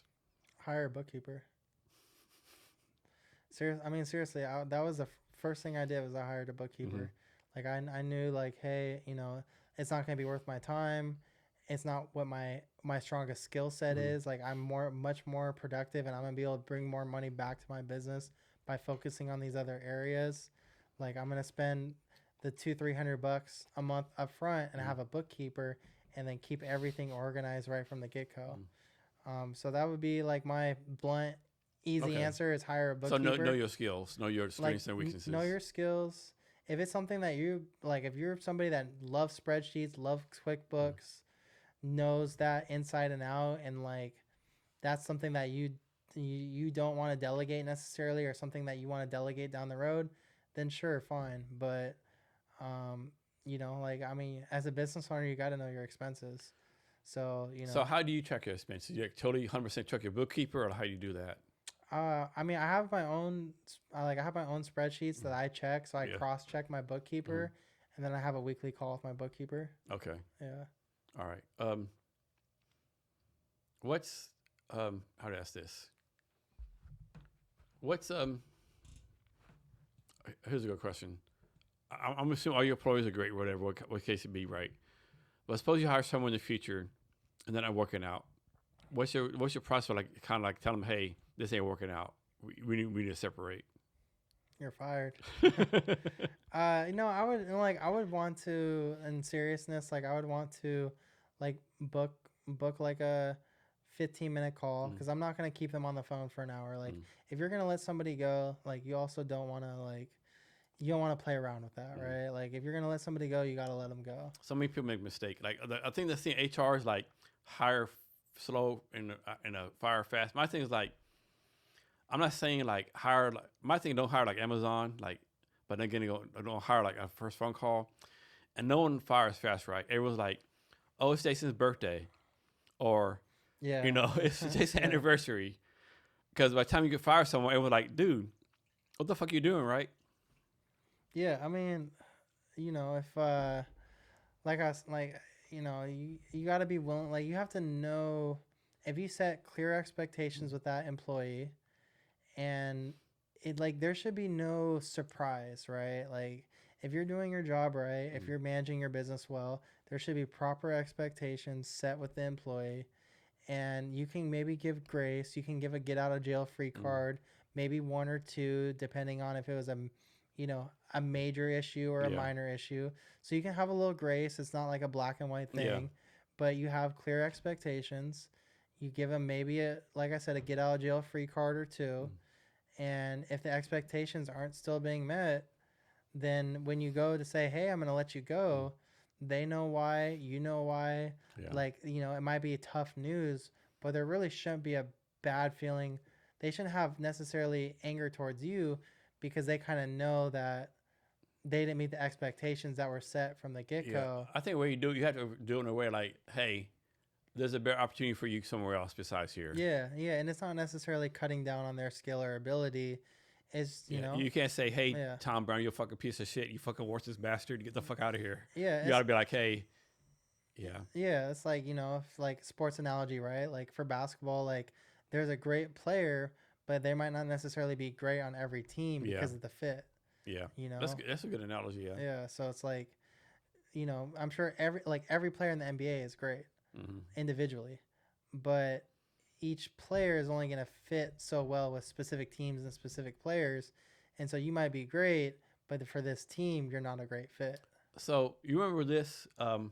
There's a player, I can't think of his name. He played for the Celtics. He's like a top player on the bench. This white dude. I think his name was Brian Scalabrine or whatever. Oh yeah, my boy. Yeah, and all these people like this guy's a piece of shit or whatever. And so he actually went someplace and played people, right? He's like, I'm close to LeBron than you are to me, right? Yeah. And so he bet that's like a college offside. Like he beat everyone like 12-0, right? Yeah. High school players, junior, like everyone he's fucking dusting him. I was like, all these dudes like, I can beat you. Yeah. Like no motherfucker. Like Yeah. I'm close to LeBron than you are to me, right? Yeah. I mean, it comes down to like people underestimate like what goes into somebody like that to their craft, right? Yeah. Even though he's not LeBron or Kobe or whatever you saw on TV, He's like, on an NBA team. He's on an NBA team. He's one of only like 300 people, you know. And especially with NBA, man, it's international now. Yeah. So you're not just competing with the 300 best Americans. You're competing with the 300 best players in the world. I mean, can't imagine like back in the day, you're like, I'm making this up. You're like, you're the best player in like New York City. I'm gonna make an NBA. Nowadays, no motherfucker. Like, it's so much competition, right? Yeah. Yeah. Like if you were probably, I mean, for at least like the big states, right? California, New York, whatever. Like if you're the top rank or you're top 5 rank in high school, 20, 30 years ago, like you said, you're probably a slam dunk for the league. Now, totally different. Like my thing is like now, like Joker came, Luka came. What player is gonna come from like example? Like what's that dude from China got drafted by the Portland Trailblazers? Oh yeah, I think his name's like Yang. Yeah, like one thing I have to give credit. These NBA scouts on the fucking game, right? Yeah. They find people everywhere. They're gonna find a player fucking I don't know, fucking Nigeria, Kenya, fucking Saudi Arabia, right? It's like the Adam Sandler movie, right? Yeah. Exactly. Like Luka, like back in the day, remember the dude Tony Kukoc from out of nowhere, right? NBA scouts are on the game, right? NFL scouts, I don't know. Yeah, I mean, JJ McCarthy, man, getting all this, them bombing the team for him, man. I don't know what's going on with the scouts in Minnesota. You let Sam Darnold and Daniel Jones go. I kind of understand letting Daniel Jones because he was like, oh, no, like nobody back then, but like the way he turned out. Yeah, well, you got to keep one of them though. Some kind of competition, right? Yeah. Man, I don't know. So, we talk about your company. Somebody next go like talk about why you started your company and then what you focus on, like your big dream vision for your company. Yeah, I mean, my big dream is for us to be a national carrier. My big dream is to really I wouldn't even say redefine, but I would say it's to really bring a dynamic customer experience that you just don't like. When you get to a certain size, a lot of businesses lose that customer experience, where my mindset is really, how can I grow a big business while keeping a small business feel customer experience? And so I'm really excited about the direction that we're heading. We have a lot of momentum. We have a lot of new clients. We're growing. Things are exciting. And I'm excited to see how far we can go. And like I said, I just feel like there's a big void in the market as far as these big companies not taking care of people and not valuing small businesses. And we're here to change that. So we talked about your girlfriend a little bit earlier, right? And I might be making this up, but like, how do you deal with this? Like, you do your business and your girlfriend's like, hey, Scott, come do this with me. And you're like, I can't, babe, because I got to do this for business. How do you like do that balance? Like, does she just understands or like you have to like? Man, trying to get me in trouble, man. No. Or you just say, baby, you're number one. Fuck the business. You're my heart and soul. I mean, like, my lady, like she's involved in the business, not like in a day-to-day sense, but she's involved like with the mission. Yeah. And so I think that's really important, is to like, maybe, maybe it's not a business that you're like running with your significant other, but still making them feel a part of it, making them, I think that's so important. I think that, and I think that gives you as a business owner more leash, because if they understand the mission, then they can more understand that night that you have to stay till 9, 10, 11 p.m. at the office. If they're not really in tune with that, then it makes, it can create that friction. You know, and then obviously like I have a great, wonderful woman that's behind me and supporting me. So That's that so just important, like right? just makes it so much easier and just like it's so critical. Yeah, our people underestimate that when they start a business. Like how important is like have your significant other like be like at least at the very least understand what you're doing, right? Yeah. I think some of business owners like get that wrong, right? Yeah. Yeah. I mean, like I said, it's a mission, right? And like you want to have people that are supporting your mission, you know, and on a mission, your worst enemy is idle time. um, you're a big hip hop guy, right? Yeah. What's your favorite rappers right now? You know, that's a bad question for me because I don't really listen to a lot of new rap Okay, music. let me rephrase that. What's your top five of all time? Okay. So I would say top five. I don't know if I can give you an order. Yeah, no order. Yeah. But for sure Nipsey Hussle is on that list. Gucci Mane is on that Okay. list, especially like his Yeah. younger years. I would say probably E40 in the Click. Okay. If I can throw the Click in there, if I can grandfather Yeah. that in. So that's three. I would say I'm a really like a Bay Area kind of Okay. rap guy. I really like Messy Marv. He's one of my personal favorites. Okay. I He's never not for heard of it everybody. before. Messy Marv would be in there, Okay. and then I would say uh, I really like Master Ace too. I'll give Okay. it a Oh man, I forgot about him. Yeah. little New York love, so I'll say Okay. Master Ace at number So five. maybe like West Coast based. Yeah, mostly West Coast based. Okay. I mean, I like the Atlanta sound. I like the Texas sound too, man. You know, Let like me ask you this: if I ask this question tomorrow, would be top five still the same top five, or your top five would change tomorrow? I would say for sure like Gucci and Nipsey Hussle are Okay. like totally locked into the top five. I Okay. mean, there's like I mean like I grew up on it. Some of it's like especially Nipsey Hussle. He's so inspirational, Yeah. right? That there's like almost like a spiritual Hmm. element to me for some of his music. So those two for sure. I'd say like somebody like Messy Marv, like I'll have highs and lows where Yeah. it's like I'm really into his music for a little bit, and then Yeah. I'll kind of like I'll like cycle through artists, but Hmm. he's always up there for me. I mean, other artists that I could show love to would be It's hard to do top five, right? yeah, top five is tough. I mean, like of course, like the classics like Tupac. Yeah. I really like LL Cool J. I really like Speaker Knockers. Speaker Knockers was like kind of my like high school Hmm. era, and he had a really great couple years. Yeah. Kind of underground guy, but had some great Well, there's music. so many good artists, right? Yeah, there's so many, man. Like obviously, like Lil Wayne in his prime was Oh man, he was fucking amazing. amazing. Yeah. Um, you know, I like the Slim Thug, Paul Wall kind Oh of man, stuff. Paul Wall, the people's champ, Yeah, the People's Champ. the people's champ. I know some Texas love too. Yeah, Paul Wall's a fucking dope as shit. Yeah, there'd be some good rappers like, and then you got like uh, I'm a kind of older like Mac and like Run DMC, Houdini, Gangstar, Guru, and Yeah. like Chuck D from Public Enemy. I mean, like it's because I said on my podcast before, like a couple years ago, I think the source, some magazine, like the top 100 list of rappers, right? Hmm. And that's Snoop Dogg 23, and of course, like they try to give him a beef, like Snoop Dogg, like what are you gonna do about Source magazine? He said number 23, like he was like I can't be mad. There's like 1,000 rappers in fucking Compton. Like who in front of me am I better am? I'm better than like Jay-Z, Rakim.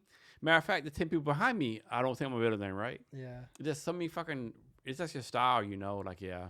Yeah, it's like it's like I like one of my other favorites is Nate Dogg. You know, Oh shit, yeah, Nick Dogg, I yeah. love Nate Dogg. I love Warren G too. Like but that sometimes that sound right, you have to kind of like that West Coast G Yeah. funk. And there's one guy that really got into, but everyone loved, like the dude Tech Nine from Kansas City. He was Yep. really good, yeah. Yeah.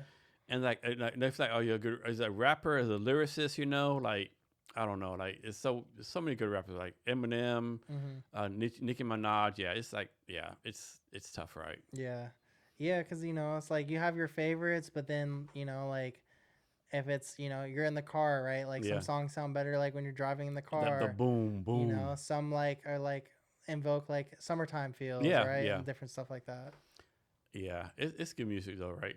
And one thing about Seattle, right? I think people underestimate the good how good the music scene in Seattle, right? They have a good hip hop scene, Hmm. jazz, grunge, like Central Saloon's like two doors down. Like Seattle's a very vibrant music scene. Yeah.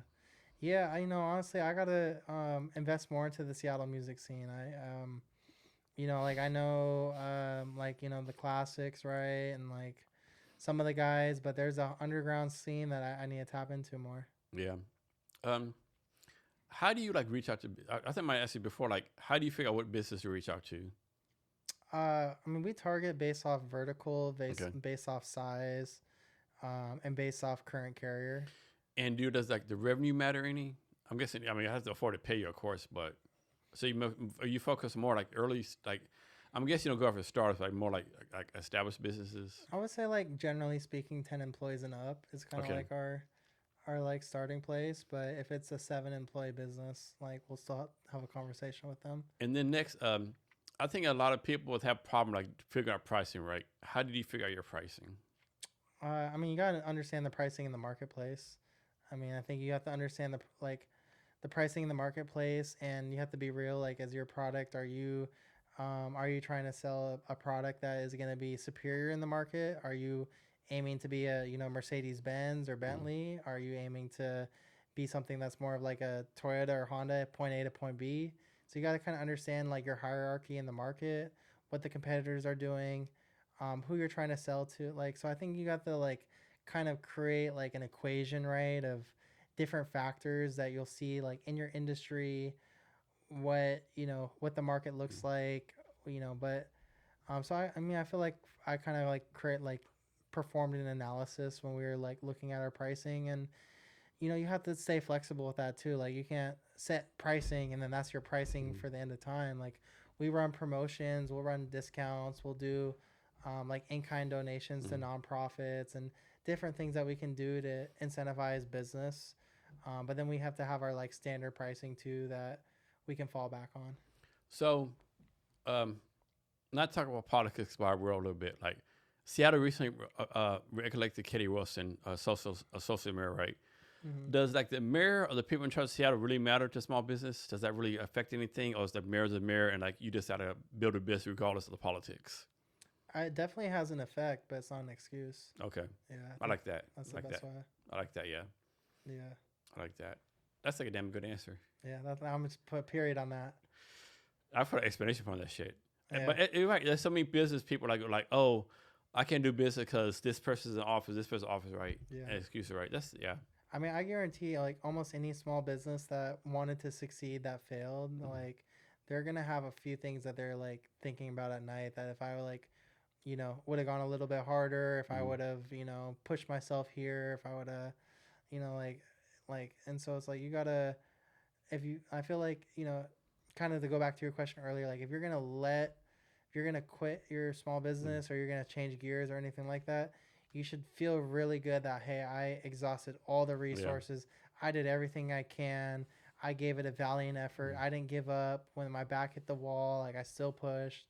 And then if you hit a point in time where you want to switch gears, then fine, but you should feel like you gave it your all before you. This is my thing. If I quit, if I stop, people are like, damn, Jason stopped. Like, what the fuck hope do I have, right? Yeah. Like, if Jason didn't fucking make it, like, what the fuck hope I have, right? Yeah, you never know who's like looking at you, right, Mm. for inspiration, or looking at you as like a positive figure, or like so it's like you don't want to.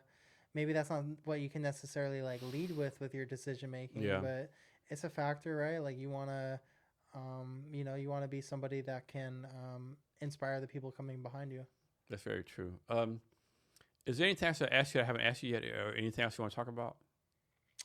Man, let's talk about those Cowboys. Okay. What's going on? What's going on in Jerry worlds? I mean, Jerry got a lot of criticism earlier, like trading Micah Parsons or whatever. But some of the stuff he did is actually turned okay, right? Yeah. Like he signed what's his name? George Perkins, like his name. George, the receiver, right? He turned out pretty good. Pickens. George Pickens, right? He turned out pretty good. I mean, it's like, and my thing is too, like, so no except they lost to Denver, they're 11-2, lost to Chicago 9-4. So they have 6 losses, 4 losses of division leaders. They lost to Arizona Cardinals. That's a fucked up loss, right? Yeah. I mean, they can't lose to them. Yeah, most teams are gonna at least have one bad loss a year, though. Yeah, I mean, I don't know, right? I was a big critic of him hiring that dude Brian Schottenberger. Like, who the fuck is this dude, right? Yeah. Like, like he's 52, no coach, right? That turned out pretty good, right? But it's just so competitive in the NFL, right? Yeah. And like people say, like they started signing Derrick Henry 2 years ago. They signed the dude from Denver, Jamil Williamson, top 2 rusher, like. Mhm. So he's like made some good moves, right?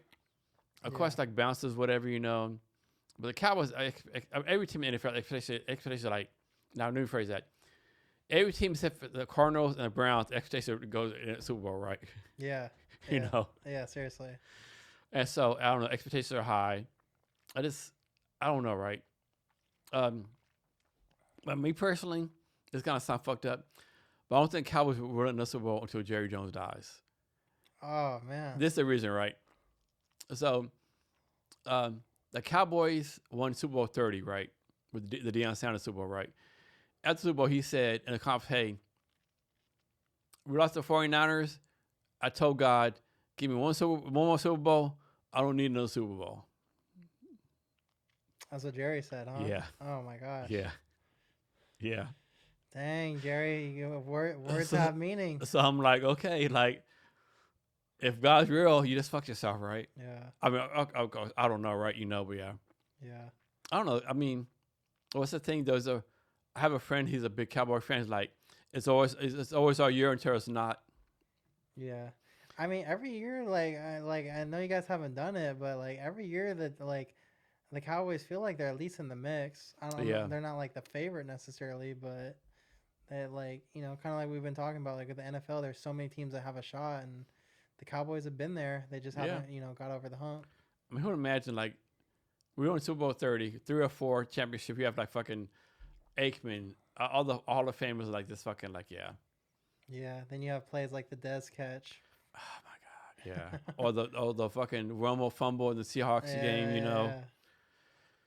I don't know, man. It's like 30 years. But then again, like those teams, like I like fans of my Eagles. I have like Eagle fans or friends like, oh, we won 2 Super Bowls in 10 years or 5 years. Like, dude, you only have 2 out of 5, right?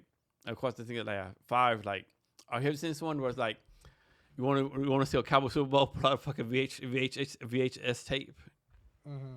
Yeah. It's because it's been so long, man. What, been 30 years, 30 years, 95?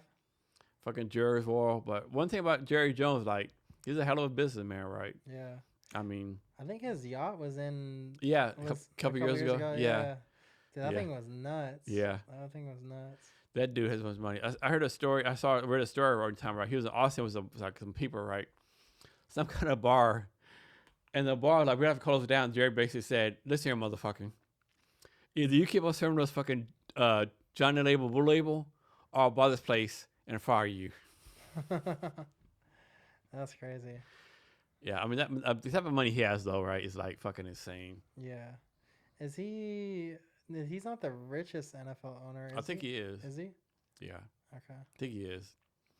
And then he does stuff like, I remember a couple months ago, he was a phone call, and he's like, he said, this is $100 billion gas deal.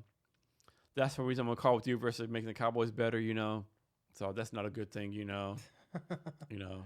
Yeah, he's known for stirring up the headlines a little bit. Yeah, and he'll admit, like, he's more like for drama sometimes, right? I mean, that's why, like, Micah Parsons, like, Dak going all the way, Emmitt Smith going all the way, I don't know, right? He's a drama king, right? But he's the reason I think NFL made so much money, right? Because he did the brand with Nike and all the different companies, Coca-Cola, Mm-hmm. I think he's the reason the TV money's so good, right? Yeah. I think a lot of NFL owners owe him like a debt of gratitude, right? He definitely increased the value of NFL franchises, right? Yeah. Like, people don't realize when he took over the Cowboys are fucking dead. Like, the Cowboys like losing money left and right, right? Mm-hmm. I don't know, but of course, Cowboy fans, the big time Cowboy like, man, why the fuck you fired fucking Jimmy Johnson, right? Yeah.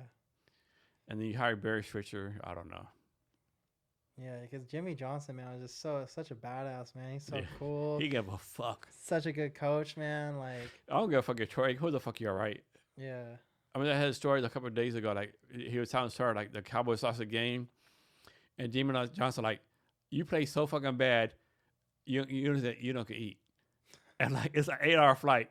Like, dude, we have to eat. No, fuck you. You fucking suck. It's like 12-3, right? Yeah. He would just like, remember they were like first Super Bowl they won. They lost the Redskins last game of the season. The dude Kevin Richards fumbled two times, right? Hmm. Like Jimmy Johnson, you can't catch the plane home. You're no longer part of the Dallas Cowboys. Find your way home, motherfucker. Like, damn. Yeah. Yeah. Ruled with an iron fist, I Yeah, he don't guess. fuck Right? around, but yeah, I mean, yeah, I don't know. Yeah, that's crazy. Yeah. How can people reach out to you? They can add me on LinkedIn, Mm. Scott, just Scott Strong. Just give it a search. Owner of Strong Fiber Systems. You can reach out to the Strong Fiber Systems Instagram page, and either myself or someone on the team will get out to you. Or you can just give me a call. My number's on my LinkedIn. So why do you have a number on your LinkedIn? Like a lot of people are like, no, I'm not doing that. Why do you do that? Because I'm in the phone business. Damn. Kind of good answer, right? Yeah. Period. Damn. Now to think about this stuff, we're gonna dumbass question. Yeah. No, I'm not sorry. I'm not trying to hit you with too many one-liners, but Yeah. that's what comes to mind. Yeah. What do you think is the future for the phone industry?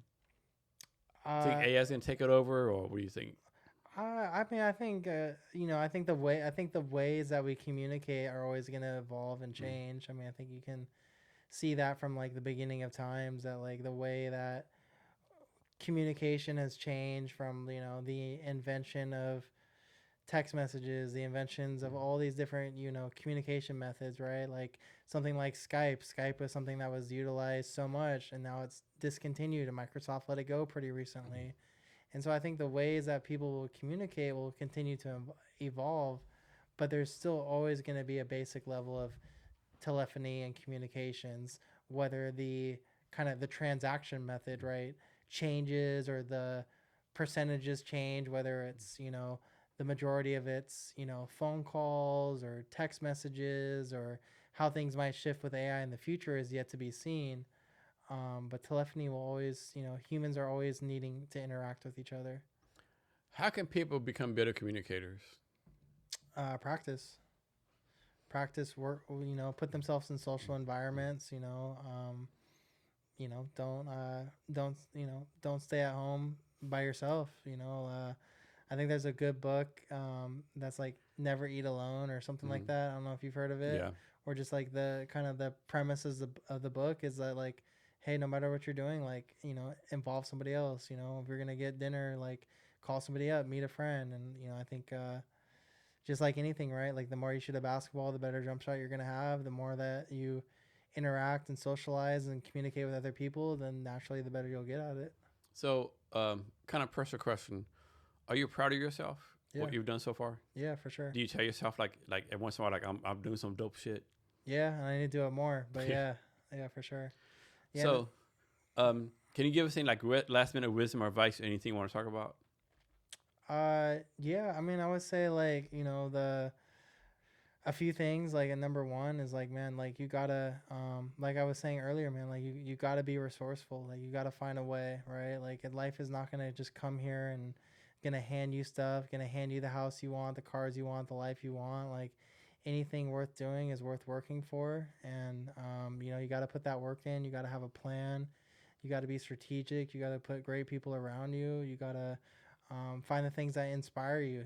Like you got to find the ways to pop out of bed, right, instead of hitting snooze. And like you got to find you got to find that motivation. But motivation gets you started, and the habits keep you going. So you might need to find those like initial seeds of motivation, but ultimately you need to set those habits in place for whether it's a good day or a bad day or whatever kind of day that you're having. Like you're going to still continue to put the work in. And every day, like you should want to hit your head on the pillow and feel good about what you did and what you accomplished. And you got to just make it happen. Is there a difference between discipline and motivation? Yeah, I mean, motivation is an emotion, right? Like when you feel motivated, when you leave a seminar, when you are maybe like your buddies like pumping you up, like your emotions are high, you feel good, you feel like anything that can step in front of you, you can just you can take it on, right? But those feelings will be there, but they won't always be there at the same, the same frequency. And the discipline, the habits, is what's going to create like your baseline and your foundation. And so you might still have those high peaks of motivation where, like, if you hang up the phone and you just close a big deal, you're going to be freaking on fire. That next call that you pick up, you're confident you're gonna be walking, you're gonna be smelling, you're gonna be talking a little bit different. Like, there's no doubt about it. But you're not gonna be, the next dial isn't like, you're not always gonna be closing a deal, right? And so like you gotta build those habits and that discipline to build your foundation, and then you'll have those spikes, like I'm saying, of motivation. But you gotta build, like, you gotta build the foundation of the house before you worry about, what's gonna be in the third story. Scott, thanks for your time today. I really appreciate it. Yeah, for sure, Jason. It's been a pleasure. And to listeners, make sure you check out our refunder at refunder.com/CavnessHR. And thank you for your time. And remember to be great every day.